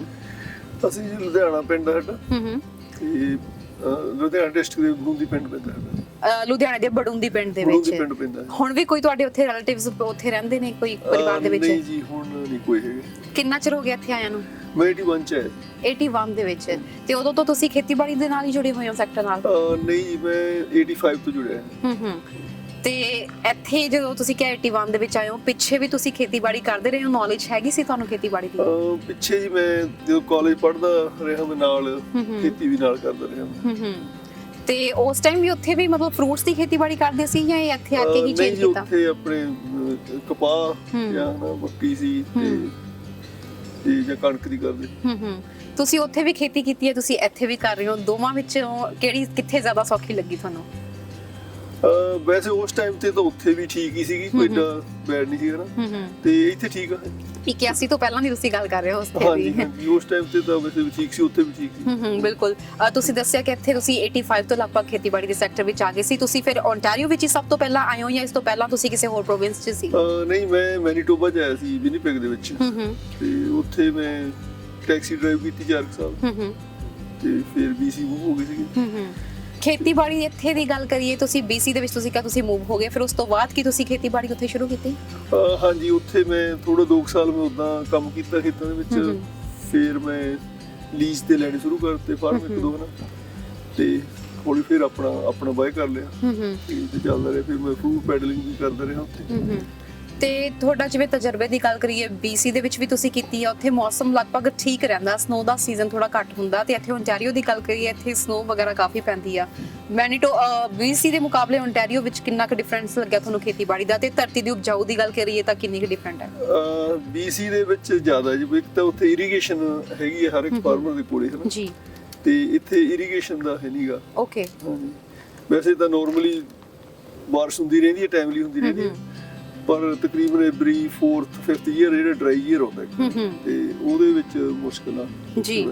ਤੇ ਜਿਵੇਂ ਤੁਸੀਂ ਗੱਲ ਕੀਤੀ ਹੈ ਡਰਾਈ ਈਅਰ ਦੇ ਬਾਰੇ ਵੀ ਗੱਲ ਕਰਾਂਗੇ, ਅਸੀਂ ਅੰਦਰ ਤੁਹਾਨੂੰ ਲੈ ਕੇ ਵੀ ਜਾਵਾਂਗੇ ਬਾਗਾਂ ਦੇ ਵਿੱਚ। ਮੈਂ ਸਭ ਤੋਂ ਪਹਿਲਾਂ ਜਿਵੇਂ ਅਸੀਂ ਇੱਥੇ ਖੜੇ ਆ, ਮੈਂ ਜ਼ਰੂਰ ਪੁੱਛਣਾ ਚਾਹੂੰਗੀ ਇੱਥੇ ਤੁਸੀਂ ਟਰੈਕਟਰ ਜਿਹੜਾ ਇੱਥੇ ਖੋਲ ਕੇ ਰੱਖਿਆ ਹੋਇਆ ਵਾ, ਇਹ ਕਿਉਂ ਖੋਲਿਆ? ਕਿ ਇਹਦੀ ਕੋਈ ਰਿਪੇਅਰ ਵਗੈਰਾ ਮੁਰੰਮਤ ਵਗੈਰਾ ਕਰਨੀ ਹੈ? ਇਹਦੀ ਕਲਚ ਪਾ ਰਿਹਾ ਜੀ, ਕਲਚ ਪਾ ਰਹੇ ਹੋ? ਹਾਂਜੀ, ਇਹ ਪੁਰਾਣਾ ਟਰੈਕਟਰ ਤੇ ਉਹਦਾ ਆਪਣੇ ਟਰੈਕਟਰ ਦੂਜੇ ਖੜੇ ਹੋਏ ਇਹਦੀ ਕਲਚ ਚਲਾ ਗਿਆ ਸੀਗਾ। ਪੁਰਾਣੀ ਚੀਜ਼ਾਂ ਫਿਰ ਵੀ ਕਾਫੀ ਸਾਂਭ ਕੇ ਰੱਖੀਆਂ ਜਾਂਦੀਆਂ ਨੇ, ਖਾਸ ਤੌਰ ਤੇ ਜਦੋਂ ਟਰੈਕਟਰਸ ਦੀ ਗੱਲ ਹੋਵੇ। ਹਾਂਜੀ, ਨਹੀਂ ਹਰ ਇੱਕ ਜਿਹੜਾ ਟੂਲ ਆਪਣੇ ਕੰਮ ਤਾਂ ਹਰ ਇੱਕ ਹੀ ਆਉਂਦਾ। ਤੇ ਇੱਕ ਤੁਸੀਂ ਖੁਦ ਹੀ ਸਾਰੀ ਰਿਪੇਅਰ ਕਰੋਗੇ ਜਾਂ ਤੁਹਾਨੂੰ ਸਪੈਸ਼ਲੀ ਕਿਸੇ ਮਕੈਨਿਕ ਨੂੰ ਬੁਲਾਉਣਾ ਪੈਂਦਾ? ਮਕੈਨਿਕ ਹੁੰਦਾ ਇੱਥੇ, ਮਕੈਨਿਕ ਆਉਂਦਾ, ਉਹ ਆਪਣੇ ਫਾਰਮ ਤੇ ਆ ਜਾਂਦਾ, ਇੱਥੇ ਆ ਕੇ ਉਹਨੇ ਕਰ ਦੇਣਾ। ਠੀਕ ਹੈ ਜੀ। ਤੇ ਮੈਂ ਪਿੱਛੇ ਵੀ ਦੇਖ ਰਹੀ ਹਾਂ ਤੁਹਾਡੇ ਇੱਕ ਵਾਈਟ ਕਲਰ ਦਾ ਇੱਥੇ ਸਪਰੇ ਵਗੈਰਾ ਟਾਈਪ ਕੁਝ ਪਿਆ ਵਾ, ਜਿਹੜਾ ਇੱਥੇ ਇਹ ਕੀ ਚੀਜ਼ ਹੈ? ਇਹ ਟੈਂਕ ਹੈ ਜੀ ਆਪਣੇ, ਇਹਦੇ ਵਿੱਚ ਕਲਰ ਡੀਜ਼ਲ ਹੁੰਦਾ, ਆਪਣੇ ਫਾਰਮਰਾਂ ਵਾਸਤੇ ਡੀਜ਼ਲ ਇਹ ਹੁੰਦਾ, ਉਹਦੇ ਵਿੱਚ ਟੈਕਸ ਨਹੀਂ ਸਾਨੂੰ ਹੁੰਦਾ ਫਾਰਮਰ ਨੂੰ ਡੀਜ਼ਲ ਦੇ ਉੱਤੇ। ਫਾਰਮਰਸ ਨੂੰ ਇੱਥੇ ਸਰਕਾਰ ਵੱਲੋਂ ਕੀ ਕੋਈ ਸਹੂਲਤਾਂ ਦਿੱਤੀਆਂ ਜਾਂਦੀਆਂ ਨੇ? ਹਾਂਜੀ, ਦਿੱਤੀਆਂ। ਹੁਣ ਇਹ ਵੀ ਇੱਕ ਸਹੂਲਤ ਹੀ ਤੇ ਮਤਲਬ ਟੈਕਸ ਫ੍ਰੀ ਡੀਜ਼ਲ ਆਪਾਂ ਨੂੰ ਮਿਲ ਜਾਂਦਾ ਯੂਜ਼ ਕਰਨ ਵਾਸਤੇ। ਕੀ ਇਹਦੇ ਲਈ ਤੁਹਾਨੂੰ ਕੋਈ ਵੱਖਰਾ ਕਾਰਡ ਵਗੈਰਾ ਤੁਹਾਡਾ ਕੋਈ ਬਣਦਾ ਆ ਕਿ ਤੁਸੀਂ ਫਾਰਮਿੰਗ ਦੀ ਕੈਟਾਗਰੀ ਚੋਂ ਤੁਸੀਂ ਫਾਰਮਰਸ ਹੋ ਤਾਂ ਤੁਹਾਡਾ ਕੋਈ ਕਾਰਡ ਬਣੇਗਾ ਜਿਵੇਂ ਸਾਡੇ ਹੈਲਥ ਕਾਰਡ ਜਾਂ ਕੁਝ ਹੋਰ ਮਿਲਦਾ? ਹਾਂਜੀ, ਮਤਲਬ ਜਦੋਂ ਤੁਸੀਂ ਇੱਥੋਂ ਹੀ ਆਰਡਰ ਕਰਦੇ ਹੋ ਫਾਰਮ ਤੋਂ, ਉਹਨਾਂ ਨੂੰ ਪਤਾ ਵੀ ਫਾਰਮ ਹੈ ਨਾ, ਇੱਥੇ ਆ ਜਾਂਦੇ ਨੇ। ਜੀ ਬਿਲਕੁਲ। ਇਸ ਤੋਂ ਬਾਅਦ ਟਰੈਕਟਰ ਵੀ ਪਿਆ ਤੇ ਨਾਲ ਦੀ ਨਾਲ ਉਹਦੇ ਪਿੱਛੇ ਮਸ਼ੀਨਰੀ ਵੀ ਲੱਗੀ ਹੋਈ ਹੈ, ਮੈਨੂੰ ਦੱਸੋਗੇ ਉਹ ਕਾਹਦੇ ਕੰਮ ਆਉਂਦੀ ਹੈ? ਹਾਂਜੀ, ਉਹ ਆਪਣੇ ਸਪਰੇਅਰ ਆ। ਖੇਤੀਬਾੜੀ ਕਿੰਨਾ ਕੁ ਪ੍ਰੋਫਿਟੇਬਲ ਕੀਤਾ ਹੈਗਾ ਇੱਥੇ ਕੈਨੇਡਾ ਦੀ ਗੱਲ ਕਰੀਏ, ਖਾਸ ਤੌਰ ਤੇ ਜੇ ਫਰੂਟਸ ਦੀ ਗੱਲ ਕਰੀਏ, ਜਿਵੇਂ ਆਪਾਂ ਕਹਿੰਦੇ ਆ ਕਿ ਫਰੂਟਸ ਅਸੀਂ ਲਗਾ ਰਹੇ ਹਾਂ, ਤੇ ਕਿੰਨਾ ਕੁ ਪ੍ਰੋਫਿਟੇਬਲ ਕੀਤਾ ਆ? ਇਹ ਠੀਕ ਆ ਜੀ, ਵਧੀਆ, ਮਤਲਬ ਫੈਮਿਲੀ ਦਾ ਹੈਗਾ ਯਾਰ, ਠੀਕ ਹੈਗਾ। ਮਿਹਨਤ ਕਿੰਨੀ ਕੁ ਲੱਗਦੀ ਆ? ਮਿਹਨਤ ਕਾਫੀ ਆ, ਪਰ ਗੋਡਾ ਕੋਈ ਨੋਟ ਬੈਡ, ਠੀਕ ਹੈ। ਤੁਹਾਡੇ ਕੋਲ ਇਸ ਵਕਤ ਤੁਸੀਂ ਕਿੰਨੇ ਕੁ ਏਰੀਆ ਦੇ ਵਿੱਚ ਕਰ ਰਹੇ ਹੋ ਜਿਹੜੇ ਤੁਹਾਡੇ ਬਾਗ ਨੇ, ਜਾਂ ਤੁਸੀਂ ਕਿੰਨੇ ਕੁ ਏਰੀਆ 'ਚ ਖੇਤੀ ਕਰ ਰਹੇ ਹੋ? ਨਾਰਮਲੀ ਮੈਂ 50 to 60 ਏਕੜ ਦੀ ਤਕਰੀਬਨ ਕਰਦਾ ਰਿਹਾ, 70 ਏਕੜ ਤੱਕ ਵੀ, ਲੇਕਿਨ ਹੁਣ ਥੋੜਾ ਸਲੋ ਡਾਊਨ ਕੀਤਾ ਹੈ। ਹੁਣ ਮੈਂ ਆਹੀ ਫਾਰਮ ਇੱਕੋ ਹੀ ਹੈ ਮੇਰੇ ਕੋਲ ਜੀ। ਤੇ ਪਰ ਏਕੜ ਦੀ ਜੇ ਵੈਲਿਊ ਲਗਾ ਕੇ ਚੱਲੀਏ, ਕਿੰਨੀ ਕੁ ਕੀਮਤ ਹੋ ਸਕਦੀ ਹੈ ਇੱਕ ਜ਼ਮੀਨ ਦੀ ਅੰਦਾਜ਼ਨ? ਇਸ ਏਰੀਆ ਦੇ ਵਿੱਚ ਜੇ ਹੁਣ ਦੇਖੀਏ ਤਕਰੀਬਨ 100,000 ਏਕੜ ਦੀ ਹੈਗੀ ਜੀ। ਤੇ ਇੱਕ ਕਿਸਾਨ ਦੇ ਲਈ ਜੇ ਗੱਲ ਕਰੀਏ ਆਪਣੇ ਪਰਿਵਾਰ ਦਾ ਗੁਜ਼ਾਰਾ ਤੇ ਇੱਕ ਪ੍ਰੋਫਿਟੇਬਲ ਇਨਕਮ ਕਿ ਤੁਹਾਡਾ ਆਈ ਚਲਾਈ ਵਧੀਆ ਚੱਲੀ ਜਾਵੇ, ਕਿੰਨੀ ਕੁ ਜ਼ਮੀਨ ਦੀ ਜ਼ਰੂਰਤ ਹੁੰਦੀ ਹੈ? ਹਾਂਜੀ, ਇੰਨਾ ਕੁ ਠੀਕ ਆ, 25 ਏਕੜ ਫਾਰਮ ਤੁਹਾਡੇ ਕੋਲ ਹੈਗਾ, ਠੀਕ ਆ। ਹੁਣ ਚਲੋ ਬੱਚੇ ਵੀ ਇੱਥੋਂ ਹੀ ਪੜ੍ਹਾਏ ਨੇ, ਹਨਾ, ਕੋਈ ਕਿਸੇ ਬੱਚੇ ਨੇ ਕੋਈ ਲੋਨ ਨਹੀਂ ਲਿਆ, ਕੁਛ ਨਹੀਂ ਆਪਾਂ। ਮੈਂ ਪਰ ਵੇਖਦੀ ਪਈ ਹਾਂ ਕਿ ਗੋਰੇ ਵੀ ਇਸ ਫੀਲਡ ਦੇ ਵਿੱਚ ਹੈਗੇ ਨੇ, ਆਪਣੇ ਪੰਜਾਬੀ ਪਹਿਲਾਂ ਘੱਟ ਸੀ, ਹੁਣ ਨਾਲ ਦੀ ਨਾਲ ਹੁੰਦੇ ਜਾ ਰਿਹਾ। ਜਿਹੜੇ ਲੋਕੇਸ਼ਨ ਦੇ ਵਿੱਚ, ਜਿਹੜੇ ਏਰੀਆ 'ਚ ਤੁਸੀਂ ਕਰ ਰਹੇ ਹੋ, ਤੁਹਾਡੇ ਨਾਲ ਹੋਰ ਵੀ ਪੰਜਾਬੀ ਫੈਮਿਲੀਜ਼ ਹੈਗੀਆਂ ਨੇ ਜਿਹੜੀਆਂ ਕਰਦੀਆਂ ਨੇ? ਇੱਥੇ ਬਹੁਤ ਘੱਟ ਹੈ ਜੀ ਆਪਣੇ ਪੰਜਾਬੀ ਫੈਮਿਲੀਆਂ, ਇੱਥੇ 3 or 4 ਫਾਰਮ ਨੇ ਸਾਰੇ, ਪਰ BC ਦੇ ਵਿੱਚ ਕਾਫੀ ਸੀਗਾ। ਅੱਛਾ। BC ਵਿੱਚ ਜਿੱਥੇ ਕਹਿੰਦੇ ਓਕਨਾਗਨ ਦੇ ਏਰੀਆ ਵਿੱਚ 80% ਫਾਰਮ ਜਿਹੜੇ ਆਪਣੇ ਪੰਜਾਬੀ ਬੰਦੇ ਓਨ ਕਰਦੇ ਨੇ। ਤੇ ਤੁਸੀਂ ਇੱਥੇ ਕਿਹੜੀ ਖੇਤੀ ਕਰਦੇ ਹੋ, ਕਿਸ ਚੀਜ਼ ਦੀ? ਤੁਹਾਡੇ ਜਿਵੇਂ ਮੈਂ ਬਾਗ ਵੀ ਵੇਖਦੀ ਹਾਂ, ਕਿਹੜੀਆਂ ਚੀਜ਼ਾਂ ਦੇ ਵਿੱਚੋਂ? ਇੱਥੇ ਆਪਾਂ ਮਿਕਸ ਹੀ ਲਾਇਆ ਹੈ ਤਕਰੀਬਨ ਸਾਰਾ, ਤੇ ਜਿਵੇਂ ਹੁਣ ਪੇਰਾਂ ਨੇ ਇਹ ਆਪਣੇ ਵਿੰਟਰ ਪੇਅਰਸ ਨੇ, ਤੇ ਆ ਇਧਰਲੇ ਪਾਸੇ ਆਪਣੇ ਆ ਚੈਰੀ ਆ, ਲੇਕਿਨ ਹੁਣ ਟੁੱਟ ਗਈ ਹੈ, ਸਾਰਿਆਂ ਨੂੰ ਪਹਿਲਾਂ ਹੁੰਦਾ ਹੈ ਫਰੂਟ ਜੀ। ਤੇ ਸੀਜ਼ਨਲ ਹੁੰਦੇ ਆ, ਫਿਰ ਮੁੜ ਕੇ ਜਦੋਂ ਇਹਨਾਂ ਦਾ ਸੀਜ਼ਨ ਚਲਾ ਜਾਂਦਾ ਉਸ ਵੇਲੇ ਫਿਰ ਕੀ ਕੀਤਾ ਜਾਂਦਾ ਆ? ਵਿੰਟਰ ਦੇ ਵਿੱਚ ਨਹੀਂ ਜੀ ਕੁਝ ਕਰਦੇ, ਵਿੰਟਰ 'ਚ ਮੋਸਟਲੀ ਮੈਂ ਐਵਰੀ ਵਿੰਟਰ ਇੰਡੀਆ ਜਾਂਦਾ। ਓਕੇ। ਤੇ ਜਿਵੇਂ ਤੁਸੀਂ ਗੱਲ ਕੀਤੀ ਹੁਣ ਪੀਅਰਸ ਦੀ ਗੱਲ ਕਰੀਏ, ਇੱਕ ਤਾਂ ਲੱਗ ਗਏ ਦਰਖਤਾਂ ਨੂੰ, ਇੱਕ ਕਈ ਥੱਲੇ ਗਿਰ ਜਾਂਦੇ ਆ, ਫਿਰ ਉਹਨਾਂ ਦਾ ਕੀ ਕਰਦੇ ਹੋ ਜਿਹੜੇ ਪਹਿਲਾਂ ਤੁਹਾਡੇ ਆਲਰੇਡੀ ਪੱਕ ਕੇ ਟੁੱਟ ਕੇ ਥੱਲੇ ਗਿਰ ਗਏ? ਜੇ ਤਾਂ ਮਤਲਬ ਉਹ ਨਹੀਂ ਕੋਈ ਮਤਲਬ ਡੈਮੇਜ ਜ਼ਿਆਦਾ ਹੋਇਆ, ਉਹਨਾਂ ਨੂੰ ਫਿਰ ਤਾਂ ਜੂਸ ਲਈ ਭੇਜ ਦਿੰਦੇ ਆ, ਤੇ ਜੇ ਜ਼ਿਆਦਾ ਡੈਮੇਜ ਹੋਇਆ ਫਿਰ ਇਰੀਗੇਸ਼ਨ ਦੀ ਗੱਲ ਕਰੀਏ, ਖਾਸ ਤੌਰ ਤੇ ਪਾਣੀ ਦੀ ਸਭ ਤੋਂ ਪਹਿਲਾਂ ਮੈਂ ਗੱਲ ਕਰਾਂ ਤਾਂ ਕਿਵੇਂ ਦਿੰਦੇ ਹੋ ਤੁਸੀਂ ਇਹਨਾਂ ਨੂੰ ਪਾਣੀ ਵਗੈਰਾ ਦਾ ਸਿਸਟਮ ਕਿਵੇਂ ਹੁੰਦਾ ਆ? ਪਾਣੀ ਦਾ ਹੈ ਨਹੀਂ ਜੀ ਇੱਥੇ ਕੋਈ, ਨਹੀਂ ਹੈਗਾ। ਤੇ ਮੀਂਹ ਤੇ ਹੀ ਰੇਨ ਤੇ ਹੀ ਹੈ। ਤੇ ਸਰਕਾਰ ਨੇ ਕੁਝ ਸਹੂਲਤ ਦਿੱਤੀ ਹੈ ਕਿ ਤੁਸੀਂ ਆਪਣੇ ਵੱਲੋਂ ਵੀ ਕੋਈ ਕਰ ਸਕਦੇ ਹੋ, ਕੋਈ ਪਾਣੀ ਦਾ ਇੰਤਜ਼ਾਮ ਵਗੈਰਾ? ਜੇ ਸਰਕਾਰ ਚਾਹੇ ਸਰਕਾਰ ਦੀ ਪਰਮਿਸ਼ਨ ਲੈ ਕੇ ਵੀ ਆਪਦੀ ਖੁਦ ਦੀ ਕੋਈ ਖੁਦਾਈ ਕਰ ਸਕਦੇ ਹੋ, ਕੋਈ ਬੋਰ ਕਰ ਸਕਦੇ ਹੋ, ਜਾਂ ਤੁਸੀਂ ਕ੍ਰੀਕ ਤੋਂ ਪਾਣੀ ਲਿਆ ਸਕਦੇ ਹੋ? ਹਾਂਜੀ, ਸਾਨੂੰ ਪਰਮਿਸ਼ਨ ਕਰਦੀ ਹੈ ਗਵਰਨਮੈਂਟ, ਲੇਕ ਤੋਂ ਵੀ ਪਾਣੀ ਲਿਆ ਸਕਦੇ ਹਨ, ਲੇਕਿਨ ਉਹ ਇੱਕ ਦੋ ਫਾਰਮਰ ਨਹੀਂ ਇਕੱਠੇ ਹੋ ਕੇ ਲਿਆ ਸਕਦੇ, ਉਹ ਖਰਚਾ ਕਾਫੀ ਉੱਤੇ ਆਉਂਦਾ। ਸਰ ਤੁਸੀਂ ਕਿਹਾ ਕਿ ਵਾਰਾ ਨਹੀਂ ਖਾਦਾ ਇੱਕ ਇਕੱਲੇ ਕਿਸਾਨ ਨੂੰ, ਤੇ ਕਿਸਾਨਾਂ ਨਾਲ ਮਿਲ ਕੇ ਜਿਵੇਂ ਤੁਸੀਂ ਕਿਹਾ ਕਿ ਪਾਣੀ ਸਿਰਫ ਰੇਨ ਦੇ ਉੱਤੇ ਡਿਪੈਂਡ ਕਰਦਾ, ਫਿਰ ਜਿੱਦਾਂ ਜਿਸ ਸੀਜ਼ਨ 'ਚ ਮੀਂਹ ਨਹੀਂ ਪੈਂਦਾ ਫਿਰ ਉਦੋਂ ਕੀ ਕਰਦੇ ਹੋ? ਉਸ ਸਾਲ ਜੀ ਤੋਂ ਮਤਲਬ ਘਾਟੇ 'ਚ ਹੀ ਜਾਂਦਾ ਉਸ ਸਾਲ ਤਾਂ, ਜੇ ਰੇਨ ਟਾਈਮਲੀ ਨਹੀਂ ਪੈਂਦੀ ਹੈਗੀ, ਲੇਕਿਨ ਜ਼ਿਆਦਾ ਨਹੀਂ, ਇਹ ਐਵਰੀ 4th 5th ਈਅਰ ਹੁੰਦਾ ਜਿਹੜਾ ਡਰਾਈ ਈਅਰ ਜਾਂਦਾ, ਤੇ 3-4 ਸਾਲ ਠੀਕ ਲੱਗ ਜਾਂਦੇ ਨੇ। ਤੇ ਫਰੂਟਸ ਦੀ ਸਾਂਭ ਸੰਭਾਲ ਕਿਵੇਂ ਕੀਤੀ ਜਾਂਦੀ ਆ, ਕਿੰਨੀ ਕੁ ਜ਼ਰੂਰੀ ਹੈਗੀ ਆ ਤੇ ਕਿੰਨੀ ਕੁ ਔਖੀ ਆ? ਨਹੀਂ ਕੋਈ ਜ਼ਿਆਦਾ ਔਖੀ ਨਹੀਂ ਚੀਜ਼, ਮਤਲਬ ਤੁਹਾਡਾ ਐਕਸਪੀਰੀਅੰਸ ਹੈਗਾ ਇਹ ਚੀਜ਼ ਦਾ, ਤੇ ਕੋਈ ਇੰਨਾ ਨਹੀਂ ਔਖਾ ਨਹੀਂ। ਜਿਵੇਂ ਤੁਸੀਂ ਚੈਰੀ ਦੀ ਗੱਲ ਕੀਤੀ ਸੀਗੀ, ਚੈਰੀ ਮੈਂ ਇਸ ਵਕਤ ਵੇਖ ਰਹੀ ਹਾਂ ਕਿ ਚਲੋ ਸੀਜ਼ਨ ਤਾਂ ਚੈਰੀ ਦਾ ਲੰਘ ਚੁੱਕਿਆ ਆ, ਬਟ ਨਾਲ ਦੀ ਨਾਲ ਜਾਨਵਰਾਂ ਤੋਂ ਪੰਛੀਆਂ ਤੋਂ ਬਚਾਉਣੀ ਕਿਵੇਂ ਕਰਦੇ ਹੋ ਫਿਰ ਤੁਸੀਂ ਸਾਰਾ? ਇਹ ਨੈਟ ਪਾਉਣੇ ਜੀ ਇਹਦੇ ਉੱਤੇ। ਨੈਟ ਫਿਰ ਤੁਸੀਂ ਸਾਰਾ ਮਤਲਬ ਇੰਤਜ਼ਾਮ ਖੁਦ ਪਹਿਲਾਂ ਕਰਕੇ ਰੱਖ ਦਿਓ, ਸੋ ਦੈਟ ਕਿ ਨਾਲ ਦੀ ਨਾਲ ਜਿਹੜਾ ਚੀਜ਼ਾਂ ਨੈਟਿੰਗ ਪੈ ਜਾਂਦੀ ਉੱਤੇ ਦੇ, ਫਿਰ ਜਦੋਂ ਤੋੜ ਲੈਂਦੀ ਆ ਫਿਰ ਉਹ ਸਾਰਾ ਲਾ ਲੈਂਦਾ। ਜੀ ਬਿਲਕੁਲ। ਇਸ ਤੋਂ ਬਾਅਦ ਜਿਵੇਂ ਫਰੂਟਸ ਦੀ ਅਸੀਂ ਗੱਲਬਾਤ ਕਰ ਰਹੇ ਹਾਂ, ਖੇਤੀਬਾੜੀ ਦੀ ਗੱਲਬਾਤ ਕਰ ਰਹੇ ਹਾਂ, ਫਰੂਟਸ ਤੋਂ ਇਲਾਵਾ ਜਿਵੇਂ ਇੱਕ ਤਾਂ ਚੈਰੀ ਦਾ ਹੋ ਗਿਆ, ਇੱਕ ਅਸੀਂ ਪੀਅਰਸ ਦੀ ਗੱਲ ਕਰ ਲਈ, ਇਸ ਤੋਂ ਇਲਾਵਾ ਹੋਰ ਕਿਹੜੇ ਤੁਸੀਂ ਇੱਥੇ ਕਰ ਰਹੇ ਹੋ ਨਾਲ ਦੀ ਨਾਲ ਖੇਤੀ? ਪੀਚਸ ਆਪਾਂ ਕਰਦੇ ਹਾਂ, ਪੀਸਾਂ ਦੀ ਆ, ਤੇ ਪਲਮਜ ਮੇਨ ਕ੍ਰੌਪ ਆਪਣੀ। ਜਦੋਂ ਇੱਕ ਵਾਰੀ ਇੱਥੇ ਪੱਕ ਜਾਂਦੇ ਆ ਫਰੂਟਸ, ਉਸ ਤੋਂ ਬਾਅਦ ਤੋੜਦੇ ਹੋ, ਤੋੜਨ ਤੋਂ ਬਾਅਦ ਉਹਨਾਂ ਦਾ ਕੀ ਪ੍ਰੋਸੈਸ ਹੁੰਦਾ, ਕਿੱਥੇ ਲੈ ਕੇ ਜਾਂਦੇ ਹੋ ਉਹਨਾਂ ਨੂੰ? ਤੋੜਨ ਤੋਂ ਬਾਅਦ ਅਸੀਂ ਪਹਿਲਾਂ ਤਾਂ ਮਤਲਬ ਕੂਲਰ 'ਚ ਹੀ ਜਾਂਦੇ ਨੇ, ਫਿਰ ਇੱਥੋਂ ਇਹ ਆਪਣੇ ਫੂਡ ਟਰਮੀਨਲ ਤੇ ਜਾਂਦਾ, ਉੱਤੇ ਜਾਂ ਫਰੂਟ ਸਟੈਂਡ ਤੇ, ਮੋਸਟਲੀ ਇੱਥੇ ਵੀ ਕਾਫੀ ਵਿਕ ਜਾਂਦਾ ਫਰੂਟ ਸਟੈਂਡ ਦੇ ਸਾਹਮਣੇ। ਪਰ ਏਕੜ 'ਚ ਮੈਂ ਕਹਾਂ ਤਾਂ ਕਿੰਨੇ ਕੁ ਫਰੂਟਸ ਦੀ ਮਿਲ ਜਾਂਦੀ ਆ ਤੁਹਾਨੂੰ, ਕਿੰਨੇ ਕੁ ਕੁਆਂਟਲ ਹੋ ਸਕਦੇ ਆ ਜਾਂ ਕਿੰਨੇ ਕੁ ਨਹੀਂ ਹੋ ਸਕਦੇ ਹੈਗੇ, ਜੇ ਕੱਲੀ ਮੈਂ ਪੀਅਰਸ ਦੀ ਇੱਕ ਗੱਲ ਕਰਾਂ ਤਾਂ? ਹਾਂਜੀ, ਡਿਪੈਂਡ ਕਰਦਾ ਜੀ ਮਦਰ ਨੇਚਰ ਤੇ ਹੈ ਸਾਰਾ, ਕਿੱਦਾਂ। ਹੁਣ ਜੇ ਤਾਂ ਸਹੀ ਈਅਰ ਲੱਗ ਗਿਆ, ਪੋਲੀਨੇਸ਼ਨ ਠੀਕ ਹੋ ਗਈ ਇਹਦੀ, ਤੇ ਟਾਈਮਲੀ ਰੇਨ ਹੋ ਗਈ ਹੈ ਨਾ, ਤੇ ਫਿਰ ਤਾਂ ਠੀਕ ਆ, ਬਹੁਤ ਗੁੱਡ ਹੋ ਜਾਂਦਾ। ਕਈ ਏਦਾਂ ਵੀ ਹੁੰਦਾ ਕਿ ਇਹਦੇ ਵਿੱਚ ਕਿ ਜਿਵੇਂ ਮੈਂ ਦੇਖ ਰਹੀ ਹਾਂ ਕਿ ਇਸ ਵਕਤ ਇੱਥੇ ਕਾਫੀ ਜ਼ਿਆਦਾ ਫਰੂਟਸ ਲੱਗੇ ਹੋਏ ਆ, ਕਦੇ ਏਦਾਂ ਹੁੰਦਾ ਕਿ ਤੁਹਾਨੂੰ ਵੀ ਫਰੂਟਸ ਪ੍ਰੋਪਰ ਤਰੀਕੇ ਨਾਲ ਪੱਕ ਸਕਣ, ਦੂਜੇ ਨੂੰ ਪੱਕਣ ਦਾ ਮੌਕਾ ਮਿਲੇ, ਤੁਹਾਨੂੰ ਕੁਝ ਪਹਿਲਾਂ ਤੋੜਨੇ ਪੈਂਦੇ ਹੋਣ? ਜਦੋਂ ਪੀਚਸ ਤੁਹਾਨੂੰ ਸਪਾਟ ਪਿਕਿੰਗ ਕਰਨੀ ਪੈਂਦੀ ਹੈ, ਕੁਝ ਪਹਿਲਾਂ ਆ ਜਾਂਦਾ, 3 or 4 ਟਾਈਮ ਕਰਨੀ ਪੈਂਦੀ ਹੈ। ਮੈਂ ਦੇਖ ਰਹੀ ਹਾਂ ਕਿ ਤੁਸੀਂ ਨਾਲ ਦੀ ਨਾਲ ਸਫਾਈ ਵੀ ਕਾਫੀ ਰੱਖੀ ਹੋਈ ਆ, ਕੋਈ ਫਾਲਤੂ ਦੇ ਵਿੱਚ ਕੋਈ ਫਸਲਾਂ ਦੇ ਵਿੱਚ ਕੋਈ ਘਾਹ ਨਹੀਂ ਹੈਗਾ, ਕੋਈ ਟਾਹਣੀਆਂ ਦੇ ਉੱਤੇ ਵੀ ਅਸੀਂ ਦੇਖ ਸਕਦੇ ਹਾਂ, ਸੋ ਕਿ ਇਹਦੇ ਲਈ ਵੀ ਸਪੈਸ਼ਲੀ ਤੁਸੀਂ ਸਾਰੀ ਤਿਆਰੀ ਕਰਕੇ ਰੱਖਦੇ ਹੁੰਦੇ ਹੋ, ਤੇ ਕਿੰਨੀ ਕੁ ਜ਼ਰੂਰੀ ਆ ਕੱਢਣੀ? ਬੂਟੀ ਹੋ ਗਈ, ਕੋਈ ਦੂਸਰੀ ਹੋ ਗਈ? ਹਾਂਜੀ, ਇਹਦੇ ਲਈ ਸਪਰੇਅ ਕਰਦੇ ਸੀ, ਵੀਡ ਕਿਲਰ ਸਪਰੇਅ ਤੇ ਨਾਲ ਕੀਤੀ ਜਾਂਦੀ ਹੈ ਪਲਾਂਟਾਂ ਦੇ। ਫਰੂਟਸ ਨੂੰ ਵੀ ਤੁਸੀਂ ਵੀ ਇਹਨਾਂ ਨੂੰ ਕੋਈ ਕੀੜਾ ਨਾ ਲੱਗ ਜਾਏ ਜਾਂ ਕੁਝ ਹੋਰ ਨਾ ਹੋ ਜਾਏ, ਇਹਦੇ ਲਈ ਵੀ ਸਪਰੇਅ ਕਰਦੇ ਹੋ? ਹਾਂਜੀ, ਇਹਨਾਂ ਨੂੰ ਸਪਰੇਅ ਹੁੰਦੀ ਹੈ। ਤੇ ਇਹ ਵੀ ਕੋਈ ਕੁਆਂਟੀਟੀ ਹੋਣੀ ਆ ਵੀ ਇੰਨੀ ਕੁ ਮਾਤਰਾ 'ਚ ਤੁਸੀਂ ਕਰਨੀ ਆ, ਤੇ ਸਰਕਾਰ ਵੱਲੋਂ ਪ੍ਰੋਪਰ ਪਰਮਿਸ਼ਨ ਲੈ ਕੇ ਹੁੰਦੀ ਹੋਣੀ ਆ? ਜੇ ਕੋਈ ਓਵਰ ਕਰਦੇ ਆ ਤਾਂ ਉਹ ਫਿਰ ਫਰੂਟ ਤੁਸੀਂ ਵੇਚ ਨਹੀਂ ਸਕਦੇ। ਤੇ ਖਾਦ ਦੀ ਗੱਲ ਕਰੀਏ ਤਾਂ ਖਾਦ ਕਿਹੜੀ ਫਿਰ ਤੁਸੀਂ ਯੂਜ਼ ਕਰਦੇ ਹੋ? ਖਾਦ ਦੇ ਵਿੱਚ ਅਸੀਂ ਮਤਲਬ ਮਨੋਰ ਯੂਜ਼ ਕਰਦੇ ਆ ਜ਼ਿਆਦਾ, ਤੇ ਪਰ ਥੋੜਾ ਬਹੁਤ ਫਰਟੀਲਾਈਜ਼ਰ ਯੂਜ਼ ਕੀਤਾ ਜਾਂਦਾ ਹੈ। ਤੇ ਫਿਰ ਇਹ ਸਾਰਾ ਕੁਝ ਉਪਲਬਧ ਤੁਹਾਨੂੰ ਇੱਥੋਂ ਸਥਾਨਕ ਸਰਕਾਰ ਤੋਂ, ਇਹਦੇ ਵਿੱਚ ਕੋਈ ਹਿੱਸਾ ਹੁੰਦਾ ਸਰਕਾਰ ਦਾ, ਜਾਂ ਫਿਰ ਤੁਸੀਂ ਆਪ ਹੀ ਆਪਦੇ ਬਿਹਾਵ ਦੇ ਉੱਤੇ ਕੰਪਨੀ ਨਾਲ ਟਾਈ ਅਪ ਕਰਦੇ ਹੋ? ਆਪ ਹੀ ਕਰਦੇ ਹੋ। ਫਰੂਟਸ ਵੇਚਣ ਦੀ ਜਦੋਂ ਗੱਲ ਕਰਦੇ ਹਾਂ, ਕਿ ਇੱਥੇ ਵੀ ਮੰਡੀਆਂ ਲੱਗਦੀਆਂ ਨੇ ਜਾਂ ਤੁਸੀਂ ਅੱਗੇ ਕੰਪਨੀਆਂ ਨਾਲ ਰਾਬਤਾ ਕਾਇਮ ਕਰਦੇ ਹੋ? ਇੱਥੇ ਫਾਰਮਰ ਮਾਰਕੀਟਾਂ ਵੀ ਲੱਗਦੀਆਂ ਨੇ, ਪਰ ਮੈਨ ਪਾਵਰ ਦੀ ਗੱਲ ਆ, ਜੇ ਤੁਹਾਡੇ ਕੋਲ ਇਨਫ ਮੈਨ ਪਾਵਰ ਆ ਤਾਂ ਤੁਸੀਂ ਫਾਰਮਰ ਮਾਰਕੀਟਾਂ ਦੇ ਵਿੱਚ ਪ੍ਰੋਫਿਟ ਜ਼ਿਆਦਾ, ਉੱਥੇ ਤੁਸੀਂ ਵੱਧ ਰੀਟੇਲ ਪ੍ਰਾਈਸ ਤੇ ਦੇ ਸਕਦੇ ਹੋ। ਪ੍ਰਾਈਸ ਦਾ ਕਿਵੇਂ ਪਤਾ ਲੱਗਦਾ? ਜਿਵੇਂ ਆਪਣੇ ਤਾਂ ਉੱਥੇ ਆ ਕੇ ਕਿ ਮੰਡੀਆਂ ਦੇ ਭਾਅ ਹਰ ਰੋਜ਼ ਆਉਂਦੇ ਰਹਿੰਦੇ ਆ, ਸੋ ਤੁਸੀਂ ਇੱਥੇ ਫਿਰ ਕਿਵੇਂ ਪ੍ਰਾਈਸ ਚੈੱਕ ਕਰਦੇ ਹੋ? ਇਹਦੇ ਮਾਰਕੀਟ ਬੋਰਡ ਆ ਜੀ, ਉਹ ਤੁਹਾਨੂੰ ਭੇਜਦੀ, ਲਿਸਟ ਭੇਜਦੀ ਆ ਵੀ ਪਰ ਬਾਕਸ ਕਿੰਨੀ ਤੁਸੀਂ ਪ੍ਰਾਈਸ ਚਾਰਜ ਕਰਨੀ ਹੈ, ਤੇ ਉਸ ਮਿਨੀਮਮ ਪ੍ਰਾਈਸ ਹੁੰਦੀ ਆ ਉਹਦੇ ਉੱਤੇ ਤੁਸੀਂ ਵੇਚਣਾ ਹੈਗਾ। ਫਿਰ ਉਹ ਤੁਹਾਡੇ ਤੇ ਡਿਪੈਂਡ ਕਰਦਾ ਹੈ ਕਿ ਤੁਸੀਂ ਕਿਹੜੀ ਪ੍ਰਾਈਸ ਤੇ ਤੁਸੀਂ ਆਪਣੇ ਪ੍ਰੋਡਕਟ ਨੂੰ ਵੇਚਣਾ ਚਾਹੁੰਦੇ ਹੋ, ਕਦੋਂ ਤੁਸੀਂ ਵੇਚਣਾ ਚਾਹੁੰਦੇ ਹੋ, ਇਹ ਤੁਹਾਡੇ ਤੇ ਹੈ। ਹਾਂਜੀ, ਫਾਰਮਰ ਤੇ ਡਿਪੈਂਡ ਕਰਦਾ ਹੈਗਾ, ਤੇ ਡਿਪੈਂਡ ਬਾਈ ਕ੍ਰੌਪ ਤੇ ਵੀ ਕਰਦਾ। ਅਗਰ ਲਾਈਟ ਕ੍ਰੌਪ ਆ ਤਾਂ ਮਾਰਕੀਟ ਬੋਰਡ ਦੀ ਪ੍ਰਾਈਸ ਤੋਂ ਅਬਵ ਜਾਊਗਾ ਹਮੇਸ਼ਾ, ਤੇ ਜੇ ਕ੍ਰੌਪ ਹੈਵੀ ਆ ਤਾਂ ਮਾਰਕੀਟ ਬੋਰਡ ਦੀ ਪ੍ਰਾਈਸ ਤੋਂ ਵੀ ਥੱਲੇ ਚਲਾ ਜਾਂਦਾ ਜੀ। ਜੇ ਕਿਸੇ ਟਾਈਮ ਤੁਹਾਨੂੰ ਵੱਧ, ਜਿਵੇਂ ਤੁਹਾਡੇ ਅੰਦਾਜ਼ੇ ਨਾਲੋਂ ਜ਼ਿਆਦਾ ਫਰੂਟਸ ਹੋ ਗਏ ਨੇ, ਤੇ ਉਸ ਤੋਂ ਬਾਅਦ ਜਿਹੜਾ ਜ਼ਿਆਦਾ ਪੋਰਸ਼ਨ ਹੁੰਦਾ ਫਿਰ ਉਹਦਾ ਕੀ ਕਰਦੇ ਹੋ? ਉਹ ਵੀ ਸਾਰਾ ਵੇਚ ਦਿੰਦੇ ਹੋ, ਜਾਂ ਕਈ ਵਾਰੀ ਸਟਾਕ ਬਚ ਜਾਂਦਾ ਫਿਰ ਉਹਦਾ ਕੀ ਕਰਦੇ ਹੋ? ਜੇ ਹੈਵੀ ਕ੍ਰੌਪ ਆ ਫਿਰ ਕਈ ਈਅਰ ਇਦਾਂ ਦੇ ਆਉਂਦੇ ਨੇ ਜਿਹਦੇ ਵਿੱਚ ਤੁਹਾਨੂੰ ਡੰਪ ਵੀ ਕਰਨਾ ਪੈਂਦਾ fruit ਡੰਪ ਕਰਨਾ ਪੈਂਦਾ। ਤੇ ਡੰਪ ਕਰਨ ਲਈ ਕੀ ਕੋਈ ਸਰਕਾਰ ਨੇ ਜਗ੍ਹਾ ਦਿੱਤੀ ਹੈ ਜਾਂ ਤੁਸੀਂ ਆਪਦੇ ਤਰੀਕੇ ਦੇ ਨਾਲ ਉਹਨੂੰ ਡੰਪ ਕਰਦੇ ਹੋ? ਨਹੀਂ, ਇੱਥੇ ਫਾਰਮ ਦੇ ਵਿੱਚ ਹੀ ਖਿਲਾਰਦੇ ਨੇ, ਉਹਦਾ ਫਰਟੀਲਾਈਜ਼ਰ ਵਿੱਚ ਹੀ ਬਣ ਜਾਂਦਾ, ਫਰਟੀਲਾਈਜ਼ਰ ਵਿੱਚ ਹੀ ਬਣ ਜਾਂਦਾ ਹੈ। ਮੋਰ ਫੇਰ ਦੇ ਦਿੰਦੇ। ਤੇ ਕੁਝ ਜਿਵੇਂ ਤੁਸੀਂ ਗੱਲ ਕੀਤੀ ਹੈ ਕਿ ਡੰਪ ਕਰ ਦਿੰਦੇ ਹੋ, ਤੇ ਜਿਸ ਸਾਲ ਫਸਲ ਘੱਟ ਹੁੰਦੀ ਹੈ ਫਿਰ ਉਸ ਸਾਲ ਕੀ ਕਰਦੇ ਹੋ? ਜਿਸ ਸਾਲ ਫਸਲ ਘੱਟ ਹੁੰਦੀ ਉਦੋਂ ਵਿਕੀ ਜਾਂਦੀ ਹੈਗੀ, ਲੋੜ ਨਹੀਂ ਪੈਂਦੀ ਇਦਾਂ ਫਰੂਟ ਦੀ ਲਾਈਫ ਨੂੰ ਵਧਾਉਣ ਲਈ ਕੀ ਕੁਝ ਕੀਤਾ ਜਾਂਦਾ ਆ ਉਰੇ? ਜਿਵੇਂ ਅਸੀਂ ਉੱਥੇ ਤਾਂ ਗੱਲ ਕਰਦੇ ਹਾਂ ਕਈ ਵਾਰੀ ਟੀਕੇ ਇੰਜੈਕਟ ਕੀਤੇ ਜਾਂਦੇ ਆ ਜਾਂ ਸਮੇਂ ਤੋਂ ਪਹਿਲਾਂ ਪਕਾ ਲਿਆ ਜਾਂਦਾ ਹੈ, ਕੀ ਐਵੇਂ ਦਾ ਇੱਥੇ ਕੁਝ ਚੱਲਦਾ? ਨਹੀਂ, ਨੇਚਰਲੀ ਹੈ। ਨੈਚੁਰਲੀ ਹੈ ਸਾਰਾ ਕੁਝ। ਤੇ ਕਿੰਨੀ ਕੁ ਡਿਊਰੇਸ਼ਨ ਹੁੰਦੀ ਹੈ ਇਹਨਾਂ ਦੀ, ਉਮਰ ਕਿੰਨੀ ਕੁ ਹੁੰਦੀ ਹੈ, ਕਿੰਨੀ ਕੁ ਦੇਰ ਤੱਕ ਇਹ ਫਰੈਸ਼ ਰਹਿ ਸਕਦੇ ਨੇ? ਇਹ ਡਿਪੈਂਡ ਕਰਦਾ ਹੈ ਫਰੂਟ ਤੇ।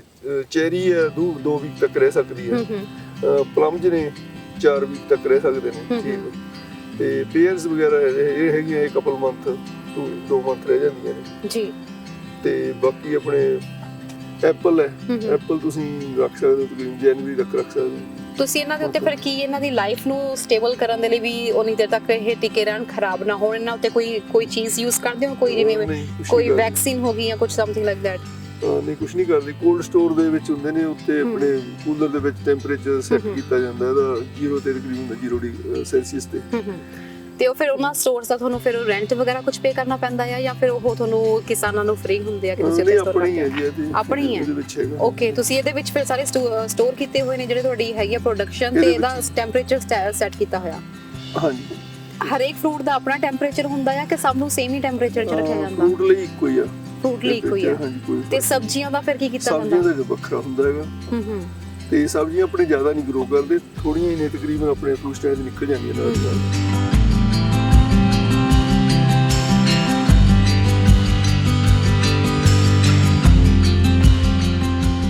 ਸਰ, ਦਰਖਤਾਂ ਦੀ ਉਮਰ ਦੀ ਗੱਲ ਕਰੀਏ ਤਾਂ ਇੱਕ ਦਰਖਤ ਕਿੰਨੀ ਕੁ ਉਮਰ ਕੱਢ ਸਕਦਾ ਹੈ? ਇਹ 50-60 ਸਾਲ ਤੋਂ ਤਕਰੀਬਨ ਹੈਗੇ ਨੇ ਟਰੀ ਆ ਇੱਥੇ, ਮਤਲਬ ਜੇ ਸਟਿਲ ਪ੍ਰੋਡਿਊਸ ਕਰ ਰਹੇ ਨੇ। ਇਹਨਾਂ ਦੀ ਸੰਭਾਲ ਤੇ ਡਿਪੈਂਡ ਕਰਦਾ ਹੈ ਕਿ ਕਿੰਨੀ ਦੇਰ ਤੱਕ ਇਹ ਪ੍ਰੋਡਿਊਸ ਕਰ ਸਕਦੇ ਆ ਜਾਂ ਕੁਦਰਤੀ ਹੁੰਦਾ ਆ? ਇਹ ਸੰਭਾਲ ਤੇ ਡਿਪੈਂਡ ਕਰਦਾ ਕਿੱਦਾਂ ਤੁਸੀਂ ਇਹਨਾਂ ਨੂੰ ਟੇਕ ਕੇਅਰ ਕਰਦੇ ਜੀ। ਤੇ ਜਦੋਂ ਇਹਨਾਂ ਨੂੰ ਫਿਰ ਤੁਸੀਂ ਕੱਢਣਾ ਹੁੰਦਾ ਆ, ਦੂਸਰਾ ਲਗਾਉਣਾ ਹੁੰਦਾ, ਫਿਰ ਕੀ ਪ੍ਰੋਸੈਸ ਹੁੰਦਾ ਆ? ਇਹਦਾ ਇਹ ਜਦੋਂ ਨਵੀਆਂ ਵੈਰਾਈਟੀਆਂ ਆ ਜਾਂਦੀਆਂ ਨੇ ਤੇ ਜਿਹੜੀ 올ਡ ਵੈਰਾਈਟੀ ਵਾਲਾ ਫਰੂਟ ਆ ਫਿਰ ਉਹਦੀ ਬੜੀ ਕੀਮਤ ਨਹੀਂ ਪੈਂਦੀ ਹੈਗੀ ਮਾਰਕੀਟ ਦੇ ਵਿੱਚ ਜੀ। ਫਿਰ ਉਸ ਕਰਕੇ ਸਾਨੂੰ ਇਹ ਕੱਢ ਕੇ ਨਵੀਆਂ ਵੈਰਾਈਟੀਆਂ ਲਾਉਣੀਆਂ ਪੈਂਦੀਆਂ ਨੇ। ਅਸੀਂ ਦੇਖ ਰਹੇ ਹਾਂ ਅੱਜ ਕੱਲ ਇੱਥੇ ਗੱਲ ਕਰੀਏ ਕਿਹੜਾ ਫਰੂਟ ਸਭ ਤੋਂ ਜ਼ਿਆਦਾ ਚੱਲ ਰਿਹਾ ਜਿਹਦੇ ਨਾਲ ਤੁਸੀਂ ਕਹੋ ਤੁਹਾਨੂੰ ਵੀ ਪ੍ਰੋਫਿਟ ਹੋ ਰਿਹਾ ਵਾ ਤੇ ਮਾਰਕੀਟ 'ਚ ਡਿਮਾਂਡ ਵੀ ਹੈਗੀ ਆ? ਸਪੇਅਰਸ ਵੀ ਠੀਕ ਹੈ, ਪਲਮ ਠੀਕ ਨੇ। ਪਲਮਸ ਠੀਕ ਨੇ। ਪਲਮ ਦੇ ਵਿੱਚ ਮਤਲਬ ਤੁਹਾਨੂੰ ਜ਼ਿਆਦਾ ਲੱਗਦਾ ਹੈ ਕਿ ਸੇਵਿੰਗ ਵਗੈਰਾ ਹੋ ਸਕਦੀ ਹੈ? ਹਾਂਜੀ, ਪਲਮਸ ਦੇ ਵਿੱਚ ਠੀਕ ਹੈ, ਸੇਵਿੰਗ ਹੈਗੀ ਹੈ।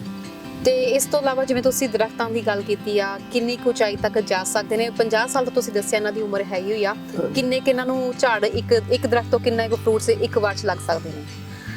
ਇੱਕ ਟਰੀ 400 ਪਾਉਂਡ ਤੁਹਾਨੂੰ ਦੇ ਸਕਦਾ, ਮੈਕਸਿਮਮ ਤੁਸੀਂ ਇਹਨਾਂ ਤੋਂ ਇੰਨੇ ਲੈ ਸਕਦੇ ਹੋ। ਜੇ ਜ਼ਿਆਦਾ ਲਓਗੇ ਫਿਰ ਉਹਦੀ ਕੁਆਲਿਟੀ ਨਹੀਂ ਰਹਿਣੀ ਫਰੂਟ ਦੀ। ਤੁਸੀਂ ਜਿਵੇਂ ਗੱਲ ਕੀਤੀ ਕਿ ਮਾਰਕੀਟ 'ਚ ਜਿਵੇਂ ਨਵੇਂ ਆ ਜਾਂਦੇ ਆ, ਨਵੇਂ ਤਰੀਕੇ ਦੇ ਪ੍ਰੋਡਕਸ਼ਨ ਆਉਂਦੀ ਆ, ਤਾਂ ਉਸ ਤੋਂ ਬਾਅਦ ਤੁਹਾਨੂੰ ਵੀ ਆਪਣੇ ਆਪ ਨੂੰ ਚੇਂਜ ਕਰਨਾ ਪੈਂਦਾ। ਇਹਦੇ ਬਾਰੇ 'ਚ ਫਿਰ ਤੁਹਾਨੂੰ ਜਾਣਕਾਰੀ ਕਿਵੇਂ ਮਿਲਦੀ ਆ ਕਿ ਮਾਰਕੀਟ 'ਚ ਕੀ ਨਵਾਂ ਚੱਲ ਰਿਹਾ ਵਾ? ਮਾਰਕੀਟ ਦੇ ਵਿੱਚ ਜਾਂਦੇ ਆ, ਮਤਲਬ ਦੇਖਦੇ ਆ ਉੱਤੇ। ਬਾਕੀ ਫਾਰਮਰ ਮੀਟਿੰਗਾਂ ਵੀ ਹੁੰਦੀਆਂ ਨੇ, ਉਹਦੇ ਵਿੱਚ ਦੱਸਿਆ ਜਾਂਦਾ ਸਾਨੂੰ ਵੀ ਆਹ ਨਵੀਂ ਚੀਜ਼ ਆ, ਨਵੀਂ ਵੈਰਾਈਟੀਆਂ ਆ ਰਹੀਆਂ ਨੇ, ਤੁਸੀਂ ਇਹ ਲਾਓ ਹੁਣ ਆਉਣ ਵਾਲਾ ਟਾਈਮ ਇਹਨਾਂ ਦਾ ਜੀ। ਤੇ ਫਿਰ ਤੁਸੀਂ ਪੁਰਾਣੀ ਨੂੰ ਰਿਪਲੇਸ ਕਰਕੇ ਪਹਿਲਾਂ ਹੀ ਉਹ ਪੂਰੀ ਦੇ ਉੱਤੇ ਰਿਪਲੇਸ ਕਰਦੇ ਹੋ ਜਾਂ ਪਹਿਲਾਂ ਕੁਝ ਥਾਂ ਦੇ ਉੱਤੇ ਉਹਦਾ ਐਕਸਪੈਰੀਮੈਂਟ ਕਰਕੇ ਵੇਖਦੇ ਹੋ ਵੀ ਇਹ ਤੁਹਾਨੂੰ ਸਹੀ ਪ੍ਰੋਡਕਸ਼ਨ ਦੇ ਪਾਏਗਾ ਕਿ ਨਹੀਂ? ਯੂਜੂਅਲੀ ਅਸੀਂ ਥੋੜਾ ਲਾਉਨੇ 2-4 ਏਕੜ ਚੇਂਜ ਕਰ ਦਿੱਤੇ ਤੇ ਫਿਰ ਉਸ ਤੋਂ ਬਾਅਦ ਦੇ ਵਿੱਚ ਫਿਰ ਚੇਂਜ ਕਰ ਰਹੇ ਹਾਂ ਜੀ। ਤੁਸੀਂ ਹੁਣ ਤੱਕ ਸੇਮ ਹੀ ਕਰ ਰਹੇ ਹੋ ਜੋ ਪ੍ਰੋਡਕਸ਼ਨ ਸੀ ਜਾਂ ਤੁਸੀਂ ਵੀ ਕੁਝ ਚੇਂਜ ਕੀਤਾ? ਜਿਵੇਂ ਕਹਿ ਦਿੰਦੇ ਆ ਕਿ 6 ਮਹੀਨੇ ਆਹ ਕੰਮ ਆਹ ਵਾਲਾ ਲਗਾ ਦਿੱਤਾ, ਉਸ ਤੋਂ 6 ਮਹੀਨੇ ਨੈਕਸਟ ਕਰ ਦਿੱਤਾ, ਅਗਲੀ ਵਾਰੀ ਫਿਰ ਐਕਸਪੈਰੀਮੈਂਟ ਕਰ ਲਿਆ, ਇੱਕੋ ਹੀ ਤਰ੍ਹਾਂ ਦੀ ਤੁਸੀਂ ਕਰਦੇ ਆ ਰਹੇ ਹੋ? ਨਹੀਂ, ਚੇਂਜ ਕੀਤੇ ਨੇ ਤੁਸੀਂ ਵੀ। ਤੇ ਜਿਵੇਂ ਹੁਣ ਅਸੀਂ ਗੱਲ ਕਰ ਰਹੇ ਹਾਂ ਕਿ ਫਰੂਟਸ ਦੀ ਗੱਲ ਅਸੀਂ ਕਰ ਰਹੇ ਹਾਂ, ਆਪਣੇ ਦਰਸ਼ਕਾਂ ਨੂੰ ਦੱਸ ਦਈਏ ਕਿ ਅੱਜ ਜਾਣਕਾਰੀ ਦੇ ਰਹੇ ਹਾਂ ਕਿ ਓਨਟਾਰੀਓ ਵਿੱਚ ਖਾਸ ਤੌਰ ਤੇ ਫਰੂਟਸ ਦੀ ਖੇਤੀਬਾੜੀ ਕਿੱਦਾਂ ਕੀਤੀ ਜਾਂਦੀ ਹੈ, ਕਿੰਨੇ ਕੁ ਮੁਨਾਫੇ ਵਾਲਾ ਇਹ ਕੰਮ ਹੈਗਾ, ਕਿਹੜੇ ਫਰੂਟਸ ਇੱਥੇ ਜ਼ਿਆਦਾ ਚੱਲਦੇ ਨੇ? ਓਨਟਾਰੀਓ ਵਿੱਚ ਜ਼ਿਆਦਾ ਫਰੂਟਸ ਦੀ ਖੇਤੀ ਹੁੰਦੀ ਹੈ ਜਾਂ BC ਦੇ ਵਿੱਚ ਜ਼ਿਆਦਾ ਹੁੰਦੀ ਹੈ? BC ਦੇ ਵਿੱਚ ਜ਼ਿਆਦਾ ਪ੍ਰੋਫਿਟੇਬਲ ਜ਼ਿਆਦਾ ਆ। ਉੱਥੇ ਤੇ ਇੱਥੇ ਤੁਸੀਂ ਗੱਲ ਦੱਸਿਆ, ਇੱਕ ਤਾਂ ਵੈਦਰ ਦੀ ਗੱਲ ਹੋ ਗਈ, ਦੂਜੀ ਹੋ ਗਈ ਕਿ ਇਰੀਗੇਸ਼ਨ ਦੇ ਸਿਸਟਮ ਦੀ ਗੱਲ ਹੋ ਗਈ। ਇਰੀਗੇਸ਼ਨ ਦਾ ਮੇਨ ਥਿੰਗ ਹੈ, ਇਰੀਗੇਸ਼ਨ ਆਪਣੀ ਮਰਜ਼ੀ ਦੇ ਨਾਲ ਉਹ ਪਾਣੀ ਦੇ ਸਕਦੇ ਨੇ। ਤੇ ਇੱਥੇ ਖੇਤੀ ਦਾ ਸਭ ਤੋਂ ਵੱਡੀ ਚੀਜ਼ ਕਿਹੜੀ ਹੈ, ਡਰਾਬੈਕ ਕਿਹੜਾ ਹੈ ਜਿਹੜਾ ਤੁਸੀਂ ਕਹੋਗੇ ਕਿ ਆਹ ਚੀਜ਼ ਜਿਹੜੀ ਹੈ ਥੋੜੀ ਜਿਹੀ ਸਾਨੂੰ ਪਿੱਛੇ ਲੈ ਕੇ ਜਾ ਰਹੀ ਹੈ? ਇੱਥੇ ਜ਼ਿਆਦਾ ਤਾਂ ਇਹੀ ਵੀ ਪਾਣੀ ਦਾ ਹੀ ਹੈ ਵੀ ਜੇ ਪਾਣੀ ਮਿਲ ਜਾਵੇ ਤਾਂ ਠੀਕ ਆ। ਸਰਕਾਰ ਨਾਲ ਕਦੇ ਇਸ ਬਾਰੇ ਗੱਲ ਕੀਤੀ ਹੈ ਕਿ ਕਿਸਾਨਾਂ ਨੂੰ ਪਾਣੀ ਦੀ ਇੱਥੇ ਬਹੁਤ ਪ੍ਰੋਬਲਮ ਆਉਂਦੀ ਹੈ? ਅਸੀਂ ਪਹਿਲਾਂ ਵੀ ਇੱਕ ਐਪੀਸੋਡ 'ਚ ਗੱਲ ਕੀਤੀ ਸੀ, ਉਹਨਾਂ ਨੇ ਵੀ ਇਹੀ ਦੱਸਿਆ ਕਿ ਪਾਣੀ ਆਪਣੀ ਮਰਜ਼ੀ ਨਾਲ ਅਸੀਂ ਕੁਝ ਵੀ ਨਹੀਂ ਕਰ ਸਕਦੇ, ਕੋਈ ਬੋਰ ਨਹੀਂ ਕਰ ਸਕਦੇ, ਕੋਈ ਕੁਝ ਨਹੀਂ। ਕਦੇ ਸਰਕਾਰ ਨਾਲ ਇਹ ਗੱਲ ਕੀਤੀ ਕਿਸਾਨਾਂ ਨੇ ਮਿਲ ਕੇ? ਨਹੀਂ, ਬੋਰ ਅਸੀਂ ਕਰ ਸਕਦੇ ਹਾਂ, ਲੇਕਿਨ ਇਹਦੇ ਪਾਣੀ ਨਿਕਲਦੇ ਥੱਲੇ, ਇਹਦੇ ਪੱਥਰ ਆ ਜੇ 20 ਫੁੱਟ ਥੱਲੇ ਚਲੇ ਜਾਂਦੇ ਆ ਫਿਰ ਸੋਲਿਡ ਪੱਥਰ ਆ ਜਾਂਦਾ ਥੱਲੇ, ਤੇ ਡਿਪੈਂਡ ਕਰਦਾ ਫਾਰਮ ਤੁਹਾਡਾ ਕਿੱਥੇ ਆ। ਜਿਹੜੀ ਆ ਏਰੀਆ ਦੇ ਵਿੱਚ ਥੱਲੇ ਪਹਾੜ ਆ ਹੇਠਾਂ ਥੱਲੇ ਉੱਪਰ ਮਿੱਟੀ ਦੀ ਤਹਿ ਜਿਹੜੀ 15-20 ਫੁੱਟ ਆ ਸਾਰੀ।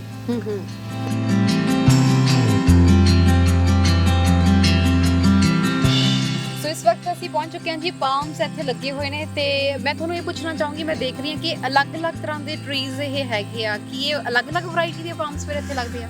ਇਹ ਅਲੱਗ-ਅਲੱਗ ਵੈਰਾਈਟੀਆਂ ਨੇ ਇਹਨਾਂ ਦੀਆਂ ਜੀ। ਜਿਹੜੇ ਮਤਲਬ ਪਲਮ ਸਾਰਿਆਂ ਨੂੰ ਪਹਿਲਾਂ ਹੁੰਦੇ ਨੇ, ਆਪਾਂ ਨੂੰ ਯੈਲੋ ਪਲਮ ਹੁੰਦੇ ਨੇ, ਉਹ ਅਰਲੀ 골ਡਨ ਹੁੰਦੇ ਨੇ ਨਾ। ਓਕੇ। ਤੇ ਉਸ ਤੋਂ ਬਾਅਦ ਫਿਰ ਸ਼ਾਇਰੋ ਆ ਜਾਂਦੇ ਨੇ, ਉਹ ਵੀ ਯੈਲੋ ਹੀ ਹੁੰਦੇ ਨੇ ਲੇਕਿਨ ਉਹ ਡਿਫਰੈਂਟ ਵੈਰਾਈਟੀ। ਤੇ ਸ਼ਾਇਰੋ ਤੋਂ ਬਾਅਦ ਫਿਰ ਆਪਣੇ ਬਲੂ ਪਲਮ ਸ਼ੁਰੂ ਹੁੰਦੇ ਨੇ ਤੇ ਰੈੱਡ ਪਲਮਸ ਹੁੰਦੇ ਨੇ। ਆਪਣੇ ਕੋਲ ਇੱਥੇ ਰੈੱਡ ਪਲਮਸ ਦੇ ਵਿੱਚ ਹੈਗੀਆਂ ਵੈਰਾਈਟੀਆਂ, ਆਪਣੇ ਕੋਲੇ ਓਜ਼ਾਰਕ ਹੈਗੀ ਆ, ਟੋਕਾ ਹੈਗੀ ਆ ਆਪਣੇ ਕੋਲੇ ਵੈਰਾਈਟੀ ਹੈ, ਤੇ ਬਲੂ ਪਲਮਸ ਹੈਗੇ ਆਪਣੇ ਕੋਲੇ। ਇਹਦੇ ਵਿੱਚ ਵੈਲਰੀ ਆ ਜਾਂਦੇ ਨੇ, ਅਰਲੀ ਆਉਂਦੇ ਨੇ ਜਿਹੜੇ, ਵੈਨਿਟੀ ਆ ਇਹ ਵੀ ਅਰਲੀ ਆ ਜਾਂਦੇ ਨੇ।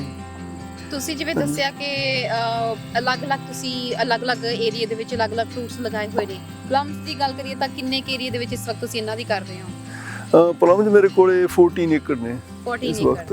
ਤੇ ਟੋਟਲ ਜੇ ਗੱਲ ਕਰਾਂ 14 ਏਕੜ ਤੁਸੀਂ ਪਲਮਸ ਲਗਾਏ ਹੋਏ ਆ, ਕਿੰਨੇ ਵਿੱਚ ਚੈਰੀ ਲੱਗੀ ਹੋਈ ਹੈ ਤੇ ਕਿੰਨੇ ਵਿੱਚ ਬਾਕੀ ਦੇ ਫਰੂਟਸ ਨੇ? ਚੈਰੀ ਜ਼ਿਆਦਾ ਨਹੀਂ ਮੇਰੀ, ਇਹਦੇ ਵਿੱਚ ਹਾਫ ਐਨ ਏਕੜ ਆ, ਲੇਕਿਨ ਮੇਰੇ ਕੋਲ ਇਹਨਾਂ ਫਰੂਟ ਸਟੈਂਡ ਲਈ ਚੱਲਦਾ ਵਧੀਆ ਠੀਕ ਆ ਜੀ। ਜੇ ਪੀਅਰਸ ਦੀ ਗੱਲ ਕਰੀਏ, ਪੀਅਰਸ ਕਿੰਨੇ ਏਰੀਆ 'ਚ ਕਰ ਰਹੇ ਹੋ ਤੁਸੀਂ? ਪੇਅਰ ਮੇਰੇ ਕੋਲ 3 ਏਕੜ ਹੈਗੀ। 3 ਏਕੜ ਹੈਗਾ। ਮੈਂ ਦੇਖ ਰਹੀ ਹਾਂ ਕਿ ਤੁਸੀਂ ਜਿਹੜੇ ਆਹ ਟਰੀਜ਼ ਵੀ ਲਗਾਏ ਆ ਪੂਰੇ ਪ੍ਰੋਪਰ ਡਿਸਟੈਂਸ ਤੇ, ਕਈ ਤਾਂ ਲਗਾਏ ਹੋਏ ਆ, ਕਈ ਦੂਰ ਲਗਾਏ ਹੋਏ ਆ, ਕਿ ਇਹਨਾਂ ਦਾ ਵੀ ਅਲੱਗ-ਅਲੱਗ ਵੈਰਾਈਟੀ ਦੇ ਅਕੋਰਡਿੰਗ ਹੈਗਾ ਕਿ ਜੇ ਇਸ ਟਾਈਪ ਦੇ ਟਰੀਜ਼ ਨੇ ਤੇ ਇੰਨੇ ਦੂਰੀ ਤੇ ਲੱਗਣਗੇ, ਇੰਨੇ ਫੁੱਟ ਚਾਹੀਦਾ ਇਹਨਾਂ ਨੂੰ ਆਪਸ ਵਿੱਚ ਡਿਸਟੈਂਸ? ਨਹੀਂ, ਮੋਸਟਲੀ ਟਰੀ ਮੇਰੇ ਜਿਹੜੇ ਹੈਗੇ ਨੇ ਉਹ 15 ਰੋ ਟੂ ਰੋ 15 ਫੁੱਟ, ਔਰ tree to tree the 10 foot okay ਰੱਖਿਆ ਆ। ਲੇਕਿਨ ਚੈਰੀ ਆ ਥੋੜੀ ਮੈਂ ਨੇੜੇ ਰੱਖੀ ਆ, ਇਹ ਮੈਂ ਜ਼ਿਆਦਾ ਉੱਚੇ ਨਹੀਂ ਇਹਨਾਂ ਨੂੰ ਟਰੀ ਲਿਜਾਣੇ ਮੰਗਦਾ।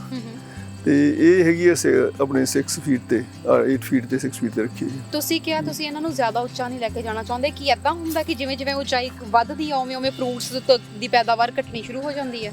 ਨਹੀਂ, ਉਹ ਨਹੀਂ ਕੋਈ ਫਰਕ ਪੈਂਦਾ ਹੈਗਾ, ਉਹੀ ਆਪਾਂ ਪਲਾਂਟ ਜ਼ਿਆਦਾ ਲਾ ਦਿੰਦੇ ਆ ਤੇ ਲੇਕਿਨ ਉਹ ਤੇ ਲੇਬਰ ਜ਼ਿਆਦਾ ਪੈਂਦੀ ਆ।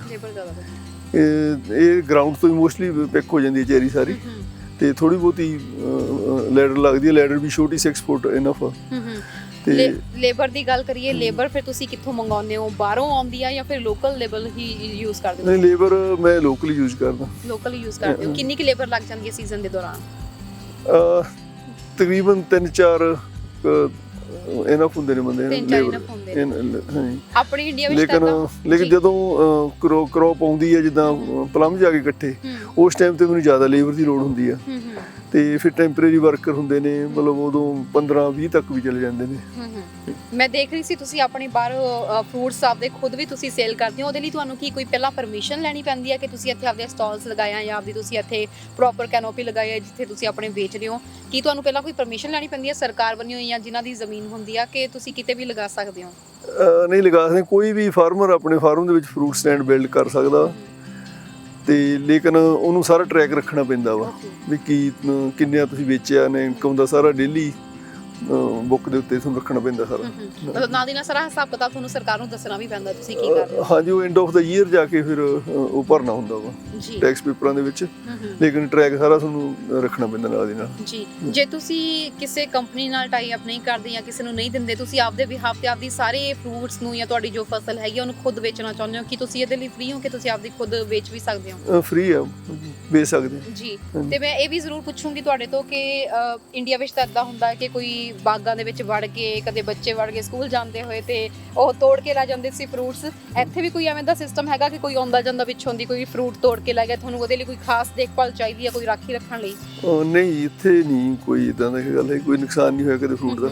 ਕੋਈ ਜਾਨਵਰਾਂ ਤੋਂ ਵੀ ਕਦੇ ਕੋਈ ਨੁਕਸਾਨ ਨਹੀਂ ਹੁੰਦਾ? ਜਾਨਵਰ ਹੁੰਦਾ ਜੀ, ਡੀਅਰ ਦਾ ਡੈਮੇਜ ਹੈਗਾ, ਡੀਅਰ ਦਾ। ਤੇ ਫਿਰ ਉਦੋਂ ਕਿਵੇਂ ਤੁਸੀਂ ਸੈਟ ਕਰਦੇ ਹੋ ਕਿ ਉਹ ਡੀਅਰਸ ਆ ਕੇ ਇੱਥੇ ਡੈਮੇਜ ਨਾ ਕਰਨ? ਹਾਂਜੀ, ਡੀਅਰਸ ਯੰਗ ਪਲਾਂਟ ਨੂੰ ਕਰਦੇ ਨੇ ਪਹਿਲਾਂ, ਹੁਣ ਕਈ ਤਾਂ ਫੈਂਸ ਕੀਤੀ ਜਾਂਦੀ ਉਸ ਏਰੀਆ ਦੇ ਵਿੱਚ ਜਿੱਥੇ ਯੰਗ ਪਲਾਂਟ ਲਾਏ ਹੋਏ ਨੇ, ਤੇ ਜਾਂ ਕਈ ਵਾਰ ਉਹਨਾਂ ਨੂੰ ਡਰਾਉਣ ਦੇ ਵਾਸਤੇ ਉਹਦੇ ਨਾਲ ਜਿਹੜੇ ਹੁੰਦੇ ਨੇ ਆਪਣੇ ਸੌਫਟਨਰ ਉਹ ਬੰਨ ਦਿੱਤੇ ਜਾਂਦੇ ਨੇ। ਇੱਥੇ ਵੀ ਉਹ ਡਰਨੇ ਲਗਾਉਣ ਦਾ ਰਿਵਾਜ ਹੈਗਾ ਵੀ ਉਹ ਡਰਨੇ ਲਗਾਤੇ ਖੇਤਾਂ ਦੇ ਵਿੱਚ ਤਾਂ ਮੁੜ ਕੇ ਕੋਈ ਆਉਂਦਾ ਨਹੀਂ? ਨਹੀਂ, ਕਦੇ ਦੇਖਿਆ ਨਹੀਂ ਕਿਤੇ। ਵੈਸੇ ਡੀਰਾਂ ਨੂੰ ਸਕੇਅਰ ਕਰਨ ਵਾਸਤੇ ਵੀ ਹੁੰਦੀਆਂ ਨੇ, ਆਵਾਜ਼ਾਂ ਭਰੀਆਂ ਹੁੰਦੀਆਂ ਨੇ, ਉਹ ਲਾ ਦਿੰਦੇ ਨੇ ਕਈ ਵਾਰੀ। ਓਕੇ, ਮੈਂ ਕਈ ਥਾਵਾਂ ਤੇ ਦੇਖ ਰਹੀ ਹਾਂ ਵੀ ਨਾਲ ਦੀ ਨਾਲ ਤਰੇੜਾਂ ਵੀ ਆਈਆਂ ਹੋਈਆਂ ਨੇ, ਇਹਦਾ ਕੀ ਕਾਰਨ ਹੈ? ਇਹ ਜਿੱਦਾਂ ਕਿ ਡਰਾਈ ਈਅਰ ਲੱਗਾ, ਕਿ ਰੇਨ ਬਿਲਕੁਲ ਨਹੀਂ ਹੋਈ ਹੈਗੀ ਇੱਥੇ। ਤਕਰੀਬਨ ਪਿਛਲੇ 2 ਮਹੀਨੇ ਦੇ ਵਿੱਚ ਇੱਥੇ 1/2 ਇੰਚ ਰੇਨ ਹੋਈ ਹੈ ਸਾਰੀ, ਜਦੋਂ ਕਿ ਮੱਚ ਮੋਰ ਚਾਹੀਦੀ ਆਪਾਂ ਨੂੰ। ਅੱਛਾ, ਤੇ ਜਿਵੇਂ ਤੁਸੀਂ ਕਿਹਾ ਕਿ ਰੇਨ ਨਹੀਂ ਹੋਈ ਤੇ ਉਹਦੇ ਕਰਕੇ ਇਸ ਵਾਰੀ ਡਰਾਈ ਉਹਦੇ ਕਰਕੇ ਹਾਂਜੀ, ਜਿਹੜੀ ਲੈਂਡ ਆ ਜਿਹੜੀ ਉਹ ਮਤਲਬ ਸ਼ਰਿੰਕ ਹੋਈ ਹੋਈ ਹੈ ਜੀ। ਫਿਰ ਅਜਿਹੇ ਵਿੱਚ ਜਿਵੇਂ ਡਰਾਈ ਈਅਰ ਆ, ਫਿਰ ਪਾਣੀ ਦਾ ਤੁਸੀਂ ਕਿਵੇਂ ਕਰਦੇ ਹੋ ਵੀ ਦਰਖਤਾਂ ਨੂੰ ਪ੍ਰੋਪਰ ਥੱਲੋਂ ਵੀ ਪਾਣੀ ਚਾਹੀਦਾ ਆ, ਫਿਰ ਕਿਵੇਂ ਕਰਦੇ ਹੋ ਤੁਸੀਂ ਇਹ? ਨਹੀਂ, ਇਹਨਾਂ ਦੀਆਂ ਰੂਟਸ ਥੋੜੀ ਡੂੰਘੀਆਂ ਹੁੰਦੀਆਂ ਨੇ ਤੇ ਉਸੇ ਕਰਕੇ ਸਰਵਾਈਵ ਨੇ, ਸਰਵਾਈਵ ਆਪਣੇ ਆਪ ਫਿਰ ਕਰ ਹਾਂ ਜਾਂਦੇ ਥੋੜੇ ਨੇ। ਲੇਕਿਨ ਫਰੂਟ ਤੇ ਕਾਫੀ ਇਹ ਚੀਜ਼ ਦਾ ਅਸਰ ਪੈਂਦਾ। ਇਸ ਸਾਲ ਜਿੱਦਾਂ ਫਰੂਟ ਦਾ ਸਾਈਜ਼ ਨਹੀਂ ਜ਼ਿਆਦਾ ਬਣਿਆ ਹੈਗਾ, ਸਾਈਜ਼ ਛੋਟਾ ਰਹਿ ਗਿਆ। ਫਿਰ ਸਾਈਜ਼ ਜੇ ਛੋਟਾ ਰਹਿਣ ਦੇ ਨਾਲ ਫਿਰ ਇਹਦੀ ਕੀਮਤ ਤੇ ਵੀ ਅਸਰ ਪੈਂਦਾ ਹੈ? ਹਾਂਜੀ, ਸਾਈਜ਼ ਛੋਟਾ ਰਹਿਣ ਦੇ ਨਾਲ ਤੁਹਾਡਾ ਕੁਆਂਟੀਟੀ ਵੀ ਘਟ ਗਈ। ਬਿਲਕੁਲ, ਹਾਂ ਬਿਲਕੁਲ, ਛੋਟਾ ਸਾਈਜ਼ ਛੋਟਾ ਹੋ ਗਿਆ ਤੇ ਪ੍ਰਾਈਸ ਦਾ ਵੀ ਫਰਕ ਪੈਂਦਾ ਹੈ। ਅਮਰੀਕਨ ਫਰੂਟ ਦੇ ਕੰਪੇਅਰ ਕਰੀਏ ਆਪਾਂ ਨੂੰ, ਆਪਣੇ ਕੋਲ ਫਰੂਟ ਦੇ ਉਹਨਾਂ ਛੋਟਾ ਵਾ, ਉਹਨਾਂ ਕੋਲ ਸਾਈਜ਼ ਜ਼ਿਆਦਾ ਹੈਗਾ। ਮੋਸਟਲੀ ਲੋਕ ਜ਼ਿਆਦਾ ਸਾਈਜ਼ ਵਾਲਾ ਲਾਈਕ ਕਰਦੇ ਨੇ। ਕੈਨੇਡਾ ਦੇ ਜ਼ਿਆਦਾ ਫਰੂਟਸ ਲੋਕੀ ਲਾਈਕ ਕਰਦੇ ਆ, ਜਿਵੇਂ ਮਾਰਕੀਟ ਦਾ ਤਾਂ ਤੁਹਾਨੂੰ ਜ਼ਿਆਦਾ ਪਤਾ ਹੋਣਾ, ਜਾਂ ਫਿਰ ਬਾਹਰੋਂ ਜਿਵੇਂ ਮੈਕਸੀਕੋ ਤੋਂ ਵੀ ਕਾਫੀ ਆਉਂਦੇ ਆ ਤੇ US ਤੋਂ ਵੀ ਕਾਫੀ ਇੰਪੋਰਟ ਕੀਤਾ ਜਾਂਦਾ ਆ, ਉਹ ਇੰਨਾ ਜ਼ਿਆਦਾ ਕੀਤਾ ਜਾਂਦਾ, ਉਹ ਜ਼ਿਆਦਾ ਉਹਨਾਂ ਦੀ ਜ਼ਿਆਦਾ ਵੈਲਿਊ ਹੈ। ਹਾਂਜੀ, ਪਰ ਲੇਕਿਨ ਜਿਹਨੂੰ ਫਰੂਟ ਦਾ ਪਤਾ ਹੈਗਾ, ਜਿਹੜੀ ਲੋਕਲ ਫਰੂਟ ਆ ਇਹ ਜ਼ਿਆਦਾ ਹੈਲਥੀ ਆ ਔਰ ਇਹਦੇ ਵਿੱਚ ਟੇਸਟ ਵੀ ਜ਼ਿਆਦਾ। ਜਿਹੜਾ ਆਪਣੇ ਇੱਥੋਂ ਅੰਟਾਰੀਓ ਦਾ ਫਰੂਟ ਗਰੋ ਕੀਤਾ ਹੋਇਆ, ਓਕੇ, ਇਹ ਉਸ ਦੇ ਮੁਕਾਬਲੇ ਜ਼ਿਆਦਾ ਟੇਸਟੀ ਆ। ਕਿਉਂਕਿ ਇੱਕ ਤਾਂ ਚੀਜ਼ ਇਹ ਆ ਵੀ ਇਹ ਜ਼ਿਆਦਾ ਦੇਰ ਟਰੀ ਦੇ ਉੱਤੇ ਰੱਖਦੇ ਆ ਆਪਾਂ, ਹਨਾ, ਤੇ ਉਹਦੇ ਨਾਲ ਇਹ ਟਰੀ ਰਾਈਪਨਰ ਹੁੰਦਾ, ਇਹ ਟੇਸਟ ਬਣ ਜਾਂਦਾ। ਜਿਹੜਾ ਅਮਰੀਕਾ ਸ਼ਿਪ ਕਰਦੇ ਨੇ ਉਹ ਆਲਵੇਜ਼ ਕੱਚਾ ਫਰੂਟ ਉਹ ਪਿਕ ਕੀਤਾ ਜਾਂਦਾ ਤਾਂ ਕਿ ਉਹ ਵੀ ਟਰੈਵਲ ਕਰ ਸਕੇ, ਜ਼ਿਆਦਾ ਦੇਰ ਕੱਢ ਸਕੇ, ਹਨਾ। ਲੇਕਿਨ ਉਹਦੇ ਵਿੱਚ ਉਹ ਟੇਸਟ ਨਹੀਂ ਹੁੰਦਾ ਹੈਗਾ ਜੀ। ਤੇ ਇਸੇ ਵਜ੍ਹਾ ਕਰਕੇ ਮਤਲਬ ਆ ਈਅਰ ਦੇ ਵਿੱਚ ਵੀ ਆਪਣਾ ਫਰੂਟ ਸਾਰਾ ਤਕਰੀਬਨ ਵਿਕ ਗਿਆ, ਚਾਹੇ ਸਾਈਜ਼ ਛੋਟਾ ਸੀਗਾ ਲੇਕਿਨ ਲੋਕ ਪ੍ਰੈਫਰ ਕਰਦੇ ਸੀ ਇਹਨੂੰ, ਫਿਰ ਵੀ ਠੀਕ ਰਿਹਾ। ਤੁਸੀਂ ਫਿਰ ਸਿਰਫ ਓਨਟਾਰੀਓ ਦੇ ਵਿੱਚ ਹੀ ਫਰੂਟ ਵੇਚਦੇ ਹੋ ਜਾਂ ਦੂਜੀਆਂ ਪ੍ਰੋਵਿੰਸਸ ਦੇ ਵਿੱਚ ਵੀ ਵੇਚਿਆ ਜਾਂਦਾ ਹੈ? ਨਹੀਂ, ਮੈਂ ontario ਦੇ ਵਿੱਚ ਹੀ ਵੇਚਦਾ। ontario ਚ ਵੇਚਦੇ, ਪਰ ਇਦਾਂ ਹੁੰਦਾ ਹੋ ਸਕਦਾ ਕਿ ਤੁਹਾਨੂੰ ਪਰਮਿਸ਼ਨ ਹੈ ਕਿ ਤੁਸੀਂ ontario ਦਾ ਇੱਥੇ ਖੇਤੀ ਕਰਕੇ ਇੱਥੇ ਫਰੂਟਸ ਲਗਾ ਕੇ ਕਿਸੇ ਹੋਰ ਪ੍ਰੋਵਿੰਸ ਦੇ ਵਿੱਚ ਜੇ ਤੁਹਾਨੂੰ ਵਧੀਆ ਭਾਅ ਮਿਲਦਾ ਹੋਵੇ ਤੁਸੀਂ ਉੱਥੇ ਵੇਚ ਸਕਦੇ ਹੋ? ਹਾਂਜੀ, ਵੇਚ ਸਕਦੇ ਹੋ। ਜਦੋਂ ਮੈਂ BC ਦੇ ਵਿੱਚ ਸੀਗਾ, ਅਸੀਂ ਉੱਥੇ ਚੈਰੀ ਹੁੰਦੀ ਸੀਗੀ ਜ਼ਿਆਦਾ ਮੇਨ ਕ੍ਰੌਪ, ਅਸੀਂ ਭੇਜਦੇ ਰਹੇ ਹਾਂ, ਜਾਪਾਨ ਨੂੰ ਭੇਜਦੇ ਰਹੇ ਹਾਂ ਤੇ ਦੂਜੇ ਕੰਟਰੀਆਂ ਨੂੰ ਵੀ ਭੇਜ ਸਕਦੇ ਹੋ। ਇੱਥੇ ਹੀ ਨਹੀਂ, ਮਤਲਬ ਦੂਜੀ ਕੰਟਰੀਆਂ ਨੂੰ ਵੀ ਭੇਜ ਸਕਦੇ ਹੋ। ਤੇ ਇਹਦੇ ਲਈ ਤੁਹਾਨੂੰ ਸਰਕਾਰ ਤੋਂ ਕੋਈ ਪਰਮਿਸ਼ਨ ਲੈਣੀ ਕਰਨਾ? ਹਾਂਜੀ, ਪਰਮਿਸ਼ਨ ਲੈਣੀ ਪੈਂਦੀ ਹੈ। ਈਜ਼ੀਲੀ ਮਿਲ ਜਾਂਦੀ ਹੈ? ਈਜ਼ੀਲੀ ਮਿਲ ਜਾਂਦੀ ਹੈ। ਇੱਥੇ ਕਿਸਾਨਾਂ ਦੀ ਗੱਲ ਕਰੀਏ, ਖਾਸ ਤੌਰ ਤੇ ਫਾਰਮਰਸ ਦੀ ਕਿੰਨੀ ਕੁ ਵੈਲਿਊ ਆ, ਲੋਕੀ ਕਿੰਨੀ ਕੁ ਜ਼ਿਆਦਾ ਤੁਹਾਨੂੰ ਸਪੋਰਟ ਕਰਦੇ ਨੇ? ਜਿਵੇਂ ਅਸੀਂ ਕਹਿੰਦੇ ਹਾਂ ਉੱਥੇ ਤਾਂ ਧਰਨਿਆਂ ਦੀ ਜ਼ਿਆਦਾਤਰ ਕਿਸਾਨਾਂ ਦੀ ਉਮਰ ਧਰਨੇ ਦੇਣ 'ਚ ਲੰਘ ਜਾਂਦੀ ਹੈ, ਇੱਥੇ ਕਿਵੇਂ ਦੀ ਹੈ ਲਾਈਫ? ਇੱਥੇ ਠੀਕ ਆ, ਕਸਟਮਰ ਕਾਫੀ ਸਪੋਰਟ ਕਰਦੇ ਨੇ, ਆਉਂਦੇ ਨੇ, ਹੁਣ ਫਰੂਟ ਸਟੈਂਡ ਤੇ ਵੀ ਆਉਂਦੇ ਨੇ, ਐਪਰੀਸ਼ੀਏਟ ਵੀ ਕਰਦੇ ਨੇ ਤੇ ਕਾਫੀ ਸਪੋਰਟ ਕਰਦੇ। ਕਈ ਵਾਰ ਮਤਲਬ ਫਾਰਮ ਨੂੰ ਟਿਪ ਵੀ ਦੇ ਜਾਂਦੇ ਨੇ। ਕੀ ਬਾਤ ਹੈ। ਇੱਕ ਜਦੋਂ ਤੁਸੀਂ ਕੋਈ ਵੀ ਨਵਾਂ ਦਰਖਤ ਲਗਾਉਂਦੇ ਹੋ, ਕਿੰਨੀ ਕੁ ਦੇਰ ਤੱਕ ਜਾ ਕੇ ਉਹ ਫਲ ਲਗਾਉਣੇ ਸ਼ੁਰੂ ਹੁੰਦੇ ਆ ਉੱਥੇ? ਇਹ ਸੈਕੰਡ ਈਅਰ ਦੇ ਵਿੱਚ ਇਹਨੂੰ ਥੋੜਾ ਬਹੁਤ ਲੱਗਦਾ, ਹਨਾ, ਲੇਕਿਨ ਥਰਡ ਈਅਰ ਦੇ ਵਿੱਚ ਇਹ ਪ੍ਰੋਡਿਊਸ ਕਰਨਾ ਸ਼ੁਰੂ ਕਰ ਦਿੰਦਾ। ਪਰ ਤੁਸੀਂ ਜਦੋਂ ਕਹਿੰਦੇ ਤੁਸੀਂ ਮਾਰਕੀਟ 'ਚ ਵੇਚਣ ਦੇ ਕਾਬਿਲ ਹੋ ਕੇ ਜਦੋਂ 3 ਸਾਲ ਤੋਂ ਬਾਅਦ ਜਦੋਂ ਉਹ ਪ੍ਰੋਡਕਟਸ ਫੂਡਸ ਪ੍ਰੋਡਿਊਸ ਕਰਨ ਲੱਗ ਜਾਂਦਾ ਹੈ, ਥਰਡ ਈਅਰ ਦੇ ਵਿੱਚ ਦੇਣ ਲੱਗ ਜਾਂਦਾ ਆਪਾਂ ਨੂੰ। ਲੇਕਿਨ ਇਹ 5 ਈਅਰ 올ਡ ਜਦੋਂ ਹੋ ਜਾਂਦਾ ਉਦੋਂ ਇਹ ਫੁੱਲ ਪ੍ਰੋਡਕਸ਼ਨ ਦੇ ਵਿੱਚ ਆ ਜਾਂਦੇ ਆ, ਫੁੱਲ ਪ੍ਰੋਡਕਸ਼ਨ 'ਚ ਆ ਜਾਂਦੇ। ਸਰ, ਮੈਂ ਦੇਖਦੀ ਪਈ ਹਾਂ ਉੱਥੇ ਪੌੜੀ ਪਈ ਹੈ, ਪੌੜੀ ਕਿਸ ਯੂਜ਼ ਦੇ ਵਿੱਚ ਆਉਂਦੀ ਹੈ? ਇਹ ਪੌੜੀ ਦੇ ਨਾਲ ਪਿਕ ਕਰਦੇ ਆ ਜੀ ਫਰੂਟਸ ਵਗੈਰਾ ਇੱਥੋਂ ਇਹਦੇ ਉੱਪਰ ਚੜ੍ਹ ਕੇ ਟਰੀਆਂ ਤੋਂ ਪਿਕ ਕੀਤਾ ਜਾਂਦਾ। ਦਰਖਤਾਂ ਦੀ ਫਿਰ ਤੁਸੀਂ ਛਾਂਟ ਛਟਾਈਆਂ ਕਰਦੇ ਹੁੰਦੇ ਹੋ, ਵਿੱਚ ਕੋਈ ਮਤਲਬ ਸਮੇਂ ਦੇ ਉੱਤੇ ਦੇਖਦੇ ਰਹਿੰਦੇ ਹੋ ਵੀ ਕੋਈ ਟਾਹਣੀ ਐਕਸਟਰਾ ਵਾ ਤੇ ਉਹਨੂੰ ਕੱਟ ਦਿੱਤਾ ਜਾਵੇ ਐਵੇਂ? ਨਹੀਂ, ਇਹਨਾਂ ਦੀ ਪ੍ਰੂਨਿੰਗ ਇੱਕ ਜਗ੍ਹਾ ਹੀ ਹੁੰਦੀ ਆ, ਜਦੋਂ ਸਾਰੇ ਪੱਤੇ ਝੜ ਜਾਣੇ ਨੇ ਤੇ ਉਦੋਂ ਇਹਦਾ ਜਿਹੜੀ ਨਿਊ ਸੂਟਸ ਆ ਉਹ ਮੋਸਟਲੀ ਕੱਟ ਦਿੰਦੀਆਂ ਨੇ ਤੇ ਜਿੱਥੇ ਆਪਣੇ ਕੋਲ ਵੱਡ ਜਾਲੀਆਂ ਨੇ ਜਿਹੜੀ ਉਹ ਰੱਖ ਲੈਣੀਆਂ, ਜਿੱਥੇ ਵੱਡ ਇਨਫ ਵੱਡ ਹੈ ਨਹੀਂ ਕਿ ਫਰੂਟ ਵੱਡ, ਉੱਥੇ ਨਿਊ ਸੂਟਸ ਰੱਖਦੇ ਆ ਨਾ। ਤੇ ਨਿਊ ਸੂਟਸ ਜਿਹੜੀਆਂ ਉਹ ਮਤਲਬ ਥਰਡ ਈਅਰ 'ਚ ਜਾ ਕੇ ਉਹਨੂੰ ਫਰੂਟ ਵੱਡ ਬਣਦੇ ਨੇ। ਤੀਜੇ ਸਾਲ 'ਚ ਜਾ ਕੇ ਉਹਨਾਂ ਨੇ ਤੁਹਾਨੂੰ ਫਰੂਟ ਦੇਣਾ ਹੁੰਦਾ ਵਾ। ਤੇ ਤੁਸੀਂ ਦੱਸਿਆ ਇੱਕ ਤਾਂ ਹੋ ਗਿਆ ਹੁਣ ਇਹਨਾਂ ਦੇ ਉੱਤੇ ਦਰਖਤਾਂ ਤੇ ਲੱਗੇ ਹੋਇਆ ਫਰੂਟਸ ਤਾਂ ਆਪਾਂ ਇਹਨਾਂ ਦੀ ਸੰਭਾਲ ਕਰ ਰਹੇ ਆ। ਸਰਦੀਆਂ ਦੇ ਮੌਕੇ ਤੇ ਜਦੋਂ ਇੱਥੇ ਕੁਝ ਵੀ ਨਹੀਂ ਲੱਗਦਾ ਹੈਗਾ ਉਦੋਂ ਵੀ ਤੁਹਾਨੂੰ ਦਰਖਤਾਂ ਦੀ ਸਾਂਭ ਸੰਭਾਲ ਕਰਨੀ ਪੈਂਦੀ ਹੈ? ਜਦੋਂ ਮੌਸਮ ਠੀਕ ਹੁੰਦਾ ਉਦੋਂ ਪ੍ਰੂਨਿੰਗ ਉਦੋਂ ਵਿੰਟਰ 'ਚ ਹੀ ਹੁੰਦੀ ਹੈ mostly। ਜੀ, ਜਾਂ ਫਾਲ ਦੇ ਵਿੱਚ ਹੁੰਦੀ ਆ ਜਾਂ ਸਪ੍ਰਿੰਗ ਦੇ ਮਤਲਬ 6 ਮਹੀਨੇ ਦਾ ਹੀ ਸੰਭਾਲ ਕਰਦੇ ਹੋ ਤੇ ਉਸ ਤੋਂ ਬਾਅਦ ਉਹ 6 ਮਹੀਨੇ ਬਾਕੀ ਫਲ ਦਿੰਦੇ ਨੇ। ਹਾਂਜੀ ਬਿਲਕੁਲ। ਤੇ ਆਪਾਂ ਹੁਣ ਅੱਗੇ ਥੋੜਾ ਜਿਹਾ ਸਬਜ਼ੀਆਂ ਵੱਲ ਵੀ ਜਾਂਦੇ ਹਾਂ ਕਿ ਸਬਜ਼ੀਆਂ ਦੇ ਵਿੱਚ ਆਪਾਂ ਕੀ ਨਾਲ ਇਸ ਵਕਤ ਖੇਤੀ ਕਰ ਰਹੇ ਹਾਂ।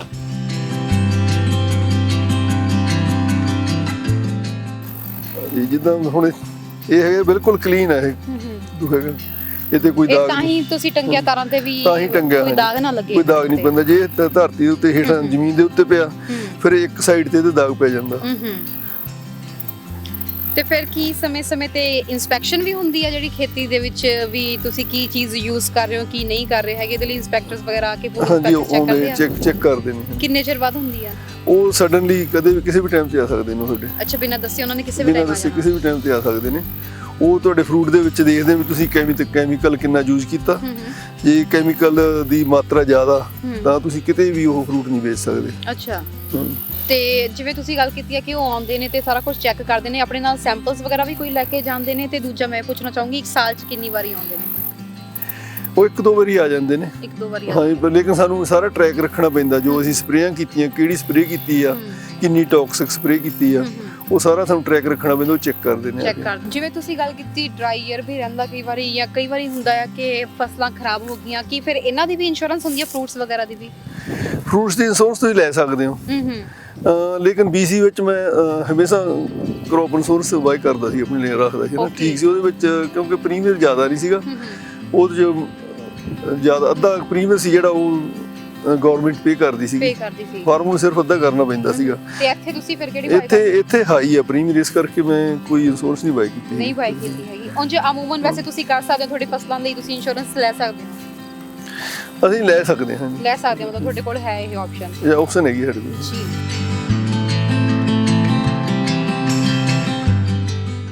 ਸਰ, ਜੇ ਫਰੂਟਸ ਦੀ ਜਿਵੇਂ ਆਪਾਂ ਗੱਲ ਕਰਦੇ ਹਾਂ, ਤੁਸੀਂ ਇਹ ਅੱਗੇ ਭੇਜਦੇ ਹੋ ਕੰਪਨੀਆਂ ਵਗੈਰਾ ਨੂੰ, ਪਰ ਇਸ ਤੋਂ ਪਹਿਲਾਂ ਜਿਵੇਂ ਫਰੂਟਸ ਖਾਣ ਦੀ ਹਾਲਤ ਵਿੱਚ ਅਜੇ ਹੈਗੇ ਆ ਪਰ ਉਹਨੇ ਫਰੈਸ਼ ਨਹੀਂ ਰਹੇ, ਫਿਰ ਉਹਨਾਂ ਦਾ ਕੀ ਕੀਤਾ ਜਾਂਦਾ? ਉਹ ਵੀ ਖਰੀਦੇ ਜਾਂਦੇ ਆ? ਉਹ ਮੋਸਟਲੀ ਫਰੂਟ ਆਪਾਂ ਫਰੈਸ਼ ਹੀ ਵੇਚਦੇ ਜਿੰਦਾ ਸਾਰਾ ਹਨਾ। ਤੇ ਪਰ ਵਿੱਚ ਕੁਝ ਹੁੰਦਾ ਫਰੂਟ ਜਿਹੜਾ ਤੇ ਮਾਰਕਰ ਥੋੜਾ ਬਹੁਤਾ ਪਿਆ ਹੁੰਦਾ, ਕੋਈ ਦਾਗ ਪਿਆ ਜਾਂ ਹਨਾ, ਉਹ ਕਈ ਵਾਰ ਜਿੱਦਾਂ ਹੈਗਾ ਐਜ ਏ ਸੈਕਿੰਡ ਉਹ ਚਲਾ ਜਾਂਦਾ। ਲੇਕਿਨ ਉਹਦੇ ਵਿੱਚ ਕੋਈ ਨੁਕਸ ਕੋਈ ਨਹੀਂ ਹੁੰਦਾ, ਉਹਦੇ ਵਿੱਚ ਸਿਰਫ ਮਾੜਾ ਮੋਟਾ ਕੋਈ ਮਾਰਕ ਲੱਗਾ ਹੁੰਦਾ ਜਾਂ ਪਿਕਿੰਗ ਦੇ ਵਿੱਚ ਥੋੜਾ ਜਿਹਾ ਹੋਇਆ ਹੁੰਦਾ ਹੈ ਨਾ। ਕੀ ਕੋਈ ਵੱਡੇ ਸਟੋਰਸ ਵਾਲੇ ਵੀ ਤੁਹਾਡੇ ਤੋਂ ਲੈ ਕੇ ਜਾਂਦੇ ਆ ਫਰੂਟਸ ਵਗੈਰਾ? ਕੋਈ ਵੱਡੀਆਂ ਕੰਪਨੀਆਂ ਜਿਵੇਂ ਅਸੀਂ ਨਾਮ ਲੈ ਲਈਏ, ਕੋਈ ਜਿਹੜੇ ਫੂਡ ਕੰਪਨੀਆਂ ਵਗੈਰਾ ਹੋ ਗਈਆਂ? ਨੇ ਫਰੂਟ ਮੈਂ ਲੈ ਕੇ ਜਾਂਦੇ ਜ਼ਿਆਦਾ ਫੂਡ ਟਰਮੀਨਲ ਤੇ ਲੈ ਕੇ ਜਾਂਦਾ, ਲੇਕਿਨ ਉੱਥੇ ਆਉਂਦੀਆਂ ਨੇ, ਉੱਥੇ ਜਿਵੇਂ ਸਟਾਰਸ ਕੀ ਆ ਆਪਣੇ ਵੀ ਕਾਫੀ ਵੱਡੇ ਸਟੋਰ ਨੇ, ਇਹ ਲੈ ਕੇ ਜਾਂਦੇ ਨੇ। ਕੋਪਾਜ ਲੈ ਕੇ ਜਾਂਦੇ ਨੇ, ਮੇਰੇ ਕੋਲ ਇਦਾਂ ਦੇ ਵੱਡੇ ਸਟੋਰ ਵੀ ਲੈ ਕੇ ਜਾਂਦੇ ਨੇ। ਤੇ ਜੇ ਕੋਈ ਇੱਥੇ ਆ ਕੇ ਮਤਲਬ ਖੇਤੀਬਾੜੀ ਦੇ ਬਾਰੇ ਵਿੱਚ ਆਪਸ਼ਨ ਸੋਚਣਾ ਚਾਹੁੰਦਾ ਹੈ, ਤੁਸੀਂ ਕੀ ਉਹਨੂੰ ਕਹਿਣਾ ਚਾਹੋਗੇ, ਕੀ ਰਾਏ ਦੇਣਾ ਚਾਹੋਗੇ? ਜਿਹੜੇ ਇਸ ਵਕਤ ਦਰਸ਼ਕ ਦੇਖ ਰਹੇ ਨੇ, ਖਾਸ ਤੌਰ ਤੇ ਪੰਜਾਬ 'ਚ ਖੇਤੀਬਾੜੀ ਕਰਦੇ ਨੇ, ਉਰੇ ਆ ਕੇ ਸੋਚ ਰਹੇ ਨੇ ਕਿ ਫਾਰਮਸ ਲੈ ਕੇ ਆਪਦੀ ਖੇਤੀ ਕੀਤੀ ਜਾਵੇ, ਕੀ ਕਹਿਣਾ ਚਾਹੋਗੇ? ਕੁਝ ਗਾਈਡ ਕਰਨਾ ਚਾਹੋਗੇ ਉਹਨਾਂ ਨੂੰ? ਜੇ ਮਤਲਬ ਕੋਈ ਹਾਰਡ ਮਿਹਨਤ ਕਰਨ ਦੇ ਵਿੱਚ ਵਿਸ਼ਵਾਸ ਰੱਖਦਾ ਆਪਣਾ, ਉਹ ਕਾਮਯਾਬ ਹੀ ਕਰ ਸਕਦਾ। ਫੈਮਿਲੀ ਦੀ ਸਪੋਰਟ? ਲੇਕਿਨ ਕੋਈ ਐਗਰੀਕਲਚਰ ਕੋਈ ਬਿਜ਼ਨਸ ਨਹੀਂ ਹੈਗਾ, ਨਹੀਂ ਹੈਗਾ। ਇਹ ਚੀਜ਼ ਨਹੀਂ ਹੈ ਵੀ ਮੈਂ ਇਹਦੇ ਵਿੱਚ ਵੀ ਉਦਾਂ ਹੀ ਮਿਲੀਅਨਰ ਬਣ ਜਾਊਗਾ। ਮਤਲਬ ਉਦਾਂ ਠੀਕ ਆ, ਫੈਮਿਲੀ ਦੇ ਵਾਸਤੇ ਹੈਗਾ ਇਹਨਾਂ ਹੈਂਡ ਟੂ ਮਾਊਥ ਆ ਕਿ ਤੁਸੀਂ ਆਪਦਾ ਵਧੀਆ ਖਰਚਾ ਕੱਢ ਲੈਂਦੇ ਹੋ? ਵਧੀਆ ਖਰਚਾ ਤੁਸੀਂ ਆਪਦਾ ਕੱਢ ਲੈਂਦੇ ਹੋ, ਤੇ ਮਿਹਨਤ ਜ਼ਰੂਰ ਕਰਨੀ ਪੈਂਦੀ ਆ। ਜਿਹੜਾ ਮਿਹਨਤ ਕਰਦਾ, ਹੱਥੀਂ ਕੰਮ ਕਰਨ 'ਚ ਵਿਸ਼ਵਾਸ ਰੱਖਦਾ, ਉਹ ਬੰਦਾ ਕਾਮਯਾਬ ਇਹਦੇ ਵਿੱਚ। ਜੀ। ਤੇ ਜਿਹੜੇ ਇਸ ਵਕਤ ਨੌਜਵਾਨ ਦੇਖ ਰਹੇ ਨੇ ਤੇ ਕੈਨੇਡਾ ਵਿੱਚ ਭਵਿੱਖ ਬਣਾਉਣਾ ਚਾਹੁੰਦੇ ਨੇ, ਖੇਤੀਬਾੜੀ ਬਾਰੇ ਅਕਸਰ ਉਹ ਜਾਣਕਾਰੀ ਹਾਸਲ ਕਰਨਾ ਚਾਹੁੰਦੇ ਹੁੰਦੇ ਆ, ਪੰਜਾਬ ਦੇ ਮੁਕਾਬਲੇ ਕੈਨੇਡਾ ਦੇ ਵਿੱਚ ਖੇਤੀਬਾੜੀ ਸੌਖੀ ਆ ਜਾਂ ਔਖੀ ਆ? ਨਹੀਂ, ਠੀਕ ਹੈ, ਇੱਥੇ ਤੁਹਾਡੀ ਮਿਹਨਤ ਦਾ ਮੁੱਲ ਮਿਲਦਾ। ਮਿਹਨਤ ਕੀਤੀ ਜਾਏ ਨਹੀਂ ਜਾਂਦੀ ਹੈਗੀ, ਤੁਹਾਨੂੰ ਮਿਲ ਜਾਂਦਾ ਉਹਨਾਂ। ਪਰਿਵਾਰ ਦਾ ਸਹਿਯੋਗ ਕਿਵੇਂ ਦਾ ਮਿਲਦਾ? ਉਹ ਨਹੀਂ ਕਹਿੰਦੇ ਹੈਗੇ ਕਿ ਹੁਣ ਬੱਸ ਕਰੋ ਵੀ ਬਹੁਤ ਹੋ ਗਈ ਖੇਤੀਬਾੜੀ ਤੇ ਹੁਣ ਆਰਾਮ ਨਾਲ ਆਪਦਾ ਬੈਠੋ? ਨਹੀਂ, ਠੀਕ ਹੈ, ਨਾਲ ਯੂਜ਼ਡ ਹੋ ਜਾਂਦਾ ਪਰਿਵਾਰ ਵੀ, ਉਦਾਂ ਹੀ ਸਾਨੂੰ ਚੰਗਾ ਲੱਗਦਾ ਇਹ। ਮੈਂ BC ਤੋਂ ਫਾਰਮ ਵੇਚ ਕੇ ਆਇਆ ਸੀਗਾ ਇੱਥੇ, ਲੇਕਿਨ ਇੱਥੇ ਆ ਕੇ ਫਿਰ ਮੈਨੂੰ ਹੋਰ ਕੋਈ ਕੰਮ ਨਹੀਂ ਚੰਗਾ ਲੱਗਿਆ, ਮੈਂ ਫਿਰ ਦੁਬਾਰਾ ਫਿਰ ਇਹਦੇ ਵਿੱਚ ਹੀ ਫਿਰ ਪੈ ਗਿਆ। ਸੋ ਇਸ ਵਕਤ ਸਾਡੇ ਨਾਲ ਮਿਸਿਸ ਗਰੇਵਾਲ ਜੀ ਮੌਜੂਦ ਨੇ, ਉਹਨਾਂ ਨਾਲ ਗੱਲਬਾਤ ਕਰਦੇ ਹਾਂ। ਸਤਿ ਸ਼੍ਰੀ ਅਕਾਲ ਜੀ, ਬਹੁਤ ਬਹੁਤ ਸਵਾਗਤ ਹੈ ਤੁਹਾਡਾ। ਸਤਿ ਸ਼੍ਰੀ ਅਕਾਲ ਜੀ। ਕੀ ਹਾਲ ਚਾਲ ਹੈ ਤੁਹਾਡੇ? ਬਸ ਠੀਕ ਹੈ ਜੀ। ਬਿਲਕੁਲ, ਆਪਾਂ ਬਹਿ ਕੇ ਗੱਲਾਂ ਬਾਤਾਂ ਕਰਦੇ ਹਾਂ। ਪਹਿਲਾਂ ਤੁਹਾਡਾ ਘਰ ਬਹੁਤ ਸੋਹਣਾ ਹੈ। ਥੈਂਕ ਯੂ ਜੀ। ਬਿਲਕੁਲ, ਬਹਿ ਕੇ ਗੱਲਾਂ ਬਾਤਾਂ ਕਰਦੇ ਹਾਂ। Thank you. ਮੈਂ ਤੁਹਾਡੇ ਤੋਂ ਸਭ ਤੋਂ ਪਹਿਲਾਂ ਪੁੱਛਣਾ ਚਾਹੂੰਗੀ ਕਿ ਬੇਸਿਕਲੀ ਤੁਸੀਂ ਪਿੱਛੋਂ ਕਿੱਥੋਂ ਬਿਲੋਂਗ ਕਰਦੇ ਹੋ? ਪੰਜਾਬ ਤੋਂ ਜੀ। ਤੇ ਇੱਥੇ ਆਇਆ ਨੂੰ ਕਿੰਨਾ ਚਿਰ ਹੋ ਗਿਆ? ਇੱਥੇ ਆਏ ਨੂੰ ਤਾਂ ਹੋ ਗਏ ਹੋਣੇ ਆ 50 years 50 ਇਅਰਸ ਹੋ ਗਏ। Yeah. ਤੇ ਪੰਜਾਬ ਕਿਹੜਾ ਲੱਗਦਾ ਰਹਿੰਦਾ ਤੁਹਾਡਾ? ਹਾਂਜੀ ਐਵਰੀ ਈਅਰ ਲੱਗਦਾ ਸੀ। ਜਿਵੇਂ ਮੈਂ ਸਰ ਨਾਲ ਗੱਲ ਕੀਤੀ ਸੀ ਖੇਤੀਬਾੜੀ ਦੇ ਬਾਰੇ ਵਿੱਚ, ਤੁਹਾਨੂੰ ਪਹਿਲਾਂ ਕੋਈ ਨੌਲੇਜ ਹੈਗੀ ਸੀ ਕਿ ਨਹੀਂ ਪਹਿਲਾਂ ਕੋਈ ਨੌਲੇਜ ਨਹੀਂ ਸੀ, ਇੱਥੇ ਆ ਕੇ ਹੋਈ ਆ। ਇੱਥੇ ਆ ਕੇ ਹੋਈ ਆ? ਮੈਂ ਸਰ ਨਾਲ ਗੱਲ ਕਰੀ ਸੀ, ਕਹਿੰਦੇ ਮੇਰੀ ਵਾਈਫ ਸਪੋਰਟ ਕਰਦੀ ਆ ਮੈਨੂੰ ਨਾਲ ਖੇਤੀਬਾੜੀ ਦੇ ਵਿੱਚ। ਸੋ ਕਿਸ ਤਰੀਕੇ ਨਾਲ ਤੁਸੀਂ ਸਪੋਰਟ ਮੈਂ ਕਰਦੇ? ਪੇਪਰ ਵਰਕ ਕਰਦੀ ਹਾਂ ਸਾਰਾ, ਬਾਕੀ ਫਰੂਟ ਸਟੈਂਡ ਸੰਭਾਲਦੀ ਹਾਂ ਸਾਰਾ, ਫਰੂਟ ਸਟੈਂਡ ਤੇ ਸੈਲ ਕਰਦੀ। ਮੁਸ਼ਕਿਲ ਲੱਗਦਾ ਕਿ ਠੀਕ ਹੀ ਸੀ? ਨੋ ਇੰਜੋਏ ਕਰਦੀ ਹਾਂ। Enjoy ਕਰਦੀ ਹਾਂ? ਇੰਜੋਏ ਕਰਦੀ। ਪਹਿਲੇ ਔਖਾ ਲੱਗਦਾ ਸੀ, ਹੁਣ ਇੰਜੋਏ ਕਰਦੀ ਹਾਂ। ਮੋਸਟਲੀ ਲੇਡੀਜ਼ ਹੁੰਦਾ ਕਹਿੰਦੀਆਂ ਨੇ ਕਿ ਕੋਈ ਹੋਰ ਸੈਕਟਰ ਚੂਜ਼ ਕੀਤਾ ਜਾਵੇ, ਕਦੇ ਕੁਝ, ਜਾਂ ਤੁਸੀਂ ਨਹੀਂ ਕਦੇ ਸਰਵ ਕੀਤਾ, ਪ੍ਰੈਸ਼ਰਾਈਜ਼ ਕੀਤਾ? ਕਿ ਪਹਿਲਾਂ ਫੀਲ ਕੀਤਾ ਸੀ ਜਦੋਂ ਮੇਰੀ ਜੌਬ ਛੱਡੀ ਆ ਅਕਾਊਂਟੈਂਟ ਦੀ, ਪਰ ਹੁਣ ਇੰਜੋਏ ਕਰਦੀ ਹਾਂ। ਹੁਣ ਕਦੇ ਨਹੀਂ ਫੀਲ ਕੀਤਾ ਵੀ ਮੈਂ ਆਪਦਾ ਚੇਂਜ ਕਰਾਂ ਜਾਂ ਕੁਝ ਹੋਰ ਕਰਾਂ। ਓਕੇ, ਖੇਤੀਬਾੜੀ ਤੋਂ ਪਹਿਲਾਂ ਮਤਲਬ ਤੁਸੀਂ ਅਕਾਊਂਟੈਂਟ ਸੀ, ਅਕਾਊਂਟੈਂਟ ਦੀ ਜੌਬ ਕਰਦੀ ਸੀ। ਬਿਫੋਰ ਮੈਰਿਜ ਕਰਦੇ ਸੀ ਜਾਂ after marriage? Before marriage. Before marriage. After marriage ਵੀ ਕੀਤੀ ਹੈ 1 year। ਆਫਟਰ ਦੈਟ ਫਿਰ ਆਈ ਵਰਕ ਵਿਦ ਹਿਮ। ਤੇ ਬੱਚਿਆਂ ਨੂੰ ਸੰਭਾਲਣਾ ਤੇ ਨਾਲ ਦੀ ਨਾਲ ਸਰ ਨੂੰ ਵੀ ਪੂਰਾ ਸਪੋਰਟ ਕਰਨਾ ਕਿੰਨਾ ਕੁ ਮੁਸ਼ਕਿਲ ਰਿਹਾ? ਨਹੀਂ, ਸਾਡੇ ਪੇਰੈਂਟਸ ਨੇ ਸਪੋਰਟ ਕੀਤੀ ਸਾਡੀ ਬੱਚਿਆਂ ਦੀ। ਅਸੀਂ ਕੰਮ ਕੀਤਾ। ਤੇ ਮੋਸਟਲੀ ਸਾਡੇ ਉੱਥੇ ਹੁੰਦੀਆਂ ਨੇ ਫੀਮੇਲਸ ਜਿਹੜੀਆਂ ਖਾਸ ਤੌਰ ਤੇ ਕਹਿੰਦੀਆਂ ਹੁੰਦੀਆਂ ਨੇ ਕਿ ਜਦੋਂ ਸੀਜ਼ਨ ਹੁੰਦਾ ਖੇਤੀਬਾੜੀ ਦਾ ਤੇ ਮਜ਼ਦੂਰ ਲੱਗੇ ਹੁੰਦੇ ਖੇਤਾਂ ਦੇ ਵਿੱਚ ਤੇ ਰੋਟੀਆਂ ਬਹੁਤ ਪਕਾਉਣੀਆਂ ਪੈਂਦੀਆਂ ਨੇ, ਬਹੁਤ ਅੱਕ ਜਾਂਦੀਆਂ ਨੇ। ਇੱਥੇ ਉਹ ਸਿਸਟਮ ਤਾਂ ਇੱਥੇ ਰੋਟੀ ਨਹੀਂ ਬਣਾਉਣੀ ਪੈਂਦੀ। ਇੱਥੇ ਕਿਹੜੀ ਚੀਜ਼ ਆ ਜਿਹੜੀ ਤੁਹਾਨੂੰ ਥੋੜੀ ਜਿਹੀ ਅਨੋਏ ਕਰਦੀ ਆ ਵੀ ਆਹ ਚੀਜ਼ ਮੈਨੂੰ ਥੋੜੀ ਸਹੀ ਨਹੀਂ ਲੱਗਦੀ ਹੈਗੀ? ਕੁਝ ਇੱਥੇ ਜਦੋਂ ਮਾਰਕੀਟ ਜਾਂਦੇ ਆ ਕਈ ਵਾਰ ਸੌਂਦੇ ਨਹੀਂ, ਸਲੀਪ ਐਨਫ ਨਹੀਂ ਮਿਲਦੀ ਆਪਾਂ ਨੂੰ। ਹਾਂ, ਉਹ ਥੋੜਾ ਮੁਸ਼ਕਲ ਲੱਗਦਾ। ਨਹੀਂ ਠੀਕ ਆ। ਜਦੋਂ ਤੁਸੀਂ ਮਾਰਕੀਟ ਜਾਂਦੇ, ਤੁਸੀਂ ਕਿਹਾ ਕਿ ਤੁਸੀਂ ਸਟਾਲ ਤੇ ਵੀ ਹੁੰਦੇ ਹੋ ਨਾਲ ਸਟਾਲ ਤੇ, that's why we can sleep. ਤੇ ਬਾਰਗੇਨਿੰਗ ਵਗੈਰਾ ਲੋਕੀ ਕਰਦੇ ਆ? ਕੁਝ ਐਵੇਂ ਦਾ ਸਿਸਟਮ ਹੈਗਾ ਉਰੇ? ਨਹੀਂ ਹੈਗਾ। ਕਿੰਨਾ ਕੁ ਮੁਸ਼ਕਿਲ ਲੱਗਦੀ ਆ ਆਪਦੀ ਜੌਬ ਤੁਹਾਨੂੰ? ਖੜਨਾ, ਤੁਸੀਂ ਕਿਹਾ ਸਲੀਪ ਨਹੀਂ ਕਰ ਪਾਉਂਦੇ ਟਾਈਮ ਨਾਲ ਪ੍ਰੋਪਰ ਸੌਣਾ? ਉਸ ਦਿਨ ਔਖਾ ਲੱਗਦਾ, ਫਿਰ ਠੀਕ ਆ। ਫਿਰ ਠੀਕ ਹਾਂ, ਫਿਰ ਠੀਕ ਆ। ਮੈਂ ਸਰ ਨਾਲ ਵੀ ਗੱਲ ਕਰੀ ਸੀ, ਉਹ ਦੱਸ ਰਹੇ ਸੀ 6 ਮਹੀਨੇ ਕੰਮ ਹੁੰਦਾ ਹੈ ਤੇ 6 ਮਹੀਨੇ ਫਿਰ ਤੁਸੀਂ ਰਿਲੈਕਸ ਕਰਦੇ ਹੋ। ਰਿਲੈਕਸ ਕਰਦੇ ਤੇ ਉਹ 6 ਮਹੀਨੇ ਕਿੰਨੇ ਕੁ ਔਖੇ ਹੁੰਦੇ ਆ, ਕਿੰਨੇ ਕੁ ਔਖੇ ਨਹੀਂ ਲੱਗਦੇ, ਬੱਚਿਆਂ ਨੇ ਇੰਜੋਏ ਕਰਦੇ ਆ, ਕੋਈ ਔਖੇ ਨਹੀਂ। ਹਾਂ, ਗਰਮੀ ਸਰਦੀ ਮਤਲਬ ਇੱਥੇ ਹੀ ਤੁਸੀਂ ਰਹਿੰਦੇ ਹੋ ਮੋਸਟਲੀ? ਇੱਥੇ ਹੀ ਰਹਿੰਦੇ ਆ ਜਾਂ ਬੱਚਿਆਂ ਕੋਲੇ ਚਲੇ ਜਾਂਦੇ ਆ। ਸਾਰੀਆਂ ਬੇਟਾ ਰਹਿੰਦਾ ਉੱਥੇ। ਬੱਚੇ ਕਿਵੇਂ ਸਪੋਰਟ ਕਰਦੇ ਆ? ਕਹਿੰਦੇ ਆ ਕਿ ਵੀ ਵਧੀਆ ਸਾਡੇ ਪੇਰੈਂਟਸ ਖੇਤੀਬਾੜੀ ਸੈਕਟਰ ਦੇ ਵਿੱਚ ਹੈਗੇ ਨੇ? ਬੱਚੇ ਨੋ, ਸ਼ੀ ਡੋਨਟ ਲਾਈਕ। ਨਹੀਂ ਲਾਈਕ ਨੋ। ਤੇ ਜਿਹੜੀਆਂ ਸਪੈਸ਼ਲੀ ਤੁਹਾਡੀਆਂ ਫੀਮੇਲਸ ਤੁਹਾਨੂੰ ਵੇਖ ਰਹੀਆਂ ਨੇ, ਕੀ ਕਹਿਣਾ ਚਾਹੋਗੇ ਉਹਨਾਂ ਨੂੰ? ਮੈਂ ਤਾਂ ਇਹ ਕਹੂੰਗੀ ਆਪਣੇ ਹਸਬੰਡ ਦੇ ਨਾਲ ਸਪੋਰਟ ਕਰਨੀ ਚਾਹੀਦੀ ਆ। ਜੋ ਕੰਮ ਕਰਦੇ ਆ, ਜੋ ਉਹਨਾਂ ਨੂੰ ਖੁਸ਼ੀ ਮਿਲਦੀ ਆ, ਉਹ ਕਰਨੀ ਚਾਹੀਦੀ ਹੈ। ਕਦੇ ਤੁਹਾਡੇ ਸਰਕਲ ਦੇ ਵਿੱਚ ਏਦਾਂ ਹੋਇਆ ਕਿ ਤੁਸੀਂ ਜਦੋਂ ਤੁਹਾਨੂੰ ਕਹਿੰਦੇ ਆ ਕਿ ਤੁਸੀਂ ਕੀ ਕਰਦੇ ਹੋ, ਕੀ ਜੌਬ ਕਰਦੇ ਹੋ, ਤੁਸੀਂ ਉਹਨਾਂ ਨੂੰ ਦੱਸਿਆ ਕਿ ਮੈਂ ਏਦਾਂ ਐਗਰੀਕਲਚਰ ਫੀਲਡ ਨਾਲ ਆ, ਫਾਰਮਰ ਫੈਮਿਲੀ ਨੂੰ ਬਿਲੋਂਗ ਕਰਦੀ ਹਾਂ? ਕਦੇ ਏਦਾਂ? ਸਮ ਫੈਮਿਲੀਜ਼ ਹੈਗੀਆਂ ਜਿਹੜੀਆਂ ਫੀਲਿੰਗ ਕਰਦੀਆਂ ਫਾਰਮ ਵਿੱਚ ਕੰਮ ਕਰਦੇ ਹੋ। ਸਮ ਇਜ਼ ਪ੍ਰਾਊਡ। ਕਈ ਤਾਂ ਪ੍ਰਾਊਡ ਕਰਦੇ ਆ ਵੀ ਅਸੀਂ ਫਾਰਮਰ ਆ, ਕਈ ਡਾਊਨ ਫੀਲ ਕਰਦੇ ਆ। ਤੁਸੀਂ ਕਿਵੇਂ ਫੀਲ ਕਰਦੇ? ਮੈਂ ਗੁੱਡ ਫੀਲ ਕਰਦੀ, ਮੈਨੂੰ ਪ੍ਰਾਊਡ ਆ। ਹਾਂ, ਮੈਂ ਆਪਣੇ ਹਸਬੰਡ ਨਾਲ ਕੰਮ ਕਰਦੀ ਹਾਂ, ਮੈਨੂੰ ਪ੍ਰਾਊਡ ਆ। So right now we have Shinan with us. Welcome to Hamdard TV. Thank you. So what are you doing here right now? Can you please explain about this? So I'm up here, I pack all the fruit, I wait for customers to show up, I serve them all the fruit that we grow here. So this is all the fresh fruits and the vegetables that you get from the farms? Yes. Directly from the farms? Yes. Okay, and can I know the price of your products like you have displayed So here? we have pumpkins that are $5. The butternut squash is $5. Corn is Corn $6 for seeds. $5 or $1 each. Another squash that is $5. Peppers are $1. Onions vary. Tomatoes vary. So what is the main demand of the people who came here and what they asked for? Would be the corn. Now it's squash because it's fall time. Tomatoes are a big one. Peaches because it's peach time right now. Some plums, and now apples and pears because it's that time of year. And do you think so that this thing has been hit by the COVID or not? I don't think so. I find that we're actually busier. Busier? Yes. And Yes. we all know that Halloween is coming and I have seen pumpkins over Yes. here too. So how's the demand of the pumpkin? They're actually going very quick now. Yeah. So do you enjoy your work? Oh, I love my work. I love people, so. When they came here, do you actually they do any kind of bargaining and anything like that? No, not usually. Usually they're pretty good. Pretty good. Unless they want like bigger quantities, then they want more of a discount and stuff. But I don't do that. I give it to them to deal with. Is it for the whole season and just for some time you do this? I've done it since June, and I I think we're going into October. October, Yeah. from June to October. Yeah. So how's the experience, right? From how long you are working with them? This is my first season working here with them. Okay, and how was your experience? Awesome. Awesome. I love it.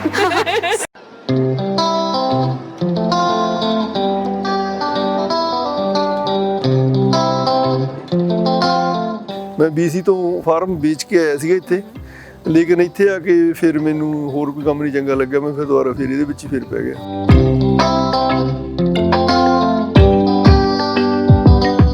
ਜਿਵੇਂ ਅਸੀਂ ਕਹਿੰਦੇ ਹਾਂ ਉੱਥੇ ਤਾਂ ਧਰਨਿਆਂ ਦੀ ਜ਼ਿਆਦਾਤਰ ਕਿਸਾਨਾਂ ਦੀ ਉਮਰ ਧਰਨੇ ਦੇਣ 'ਚ ਹੀ ਲੰਘ ਜਾਂਦੀ ਹੈ, ਇੱਥੇ ਕਿਵੇਂ ਦੀ ਹੈ ਲਾਈਫ? ਇੱਥੇ ਠੀਕ ਹੈ, ਕਸਟਮਰ ਕਾਫੀ ਸਪੋਰਟ ਕਰਦੇ ਨੇ, ਕਈ ਵਾਰ ਮਤਲਬ ਫਾਰਮ ਨੂੰ ਟਿਪ ਵੀ ਦੇ ਜਾਂਦੇ ਨੇ।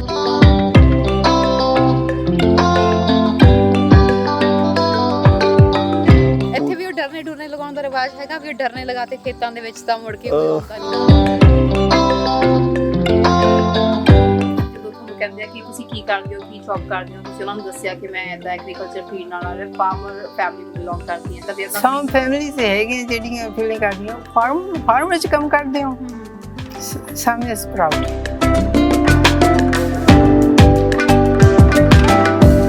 ਮਜ਼ਦੂਰ ਲੱਗੇ ਹੁੰਦੇ ਖੇਤਾਂ ਦੇ ਵਿੱਚ ਤੇ ਰੋਟੀਆਂ ਬਹੁਤ ਪਕਾਉਣੀਆਂ ਪੈਂਦੀਆਂ ਨੇ, ਬਹੁਤ ਅੱਕ ਜਾਂਦੀਆਂ ਨੇ, ਇੱਥੇ ਉਹ ਸਿਸਟਮ ਤਾਂ ਇੱਥੇ ਰੋਟੀ ਨਹੀਂ ਬਣਾਉਣੀ ਪੈਂਦੀ।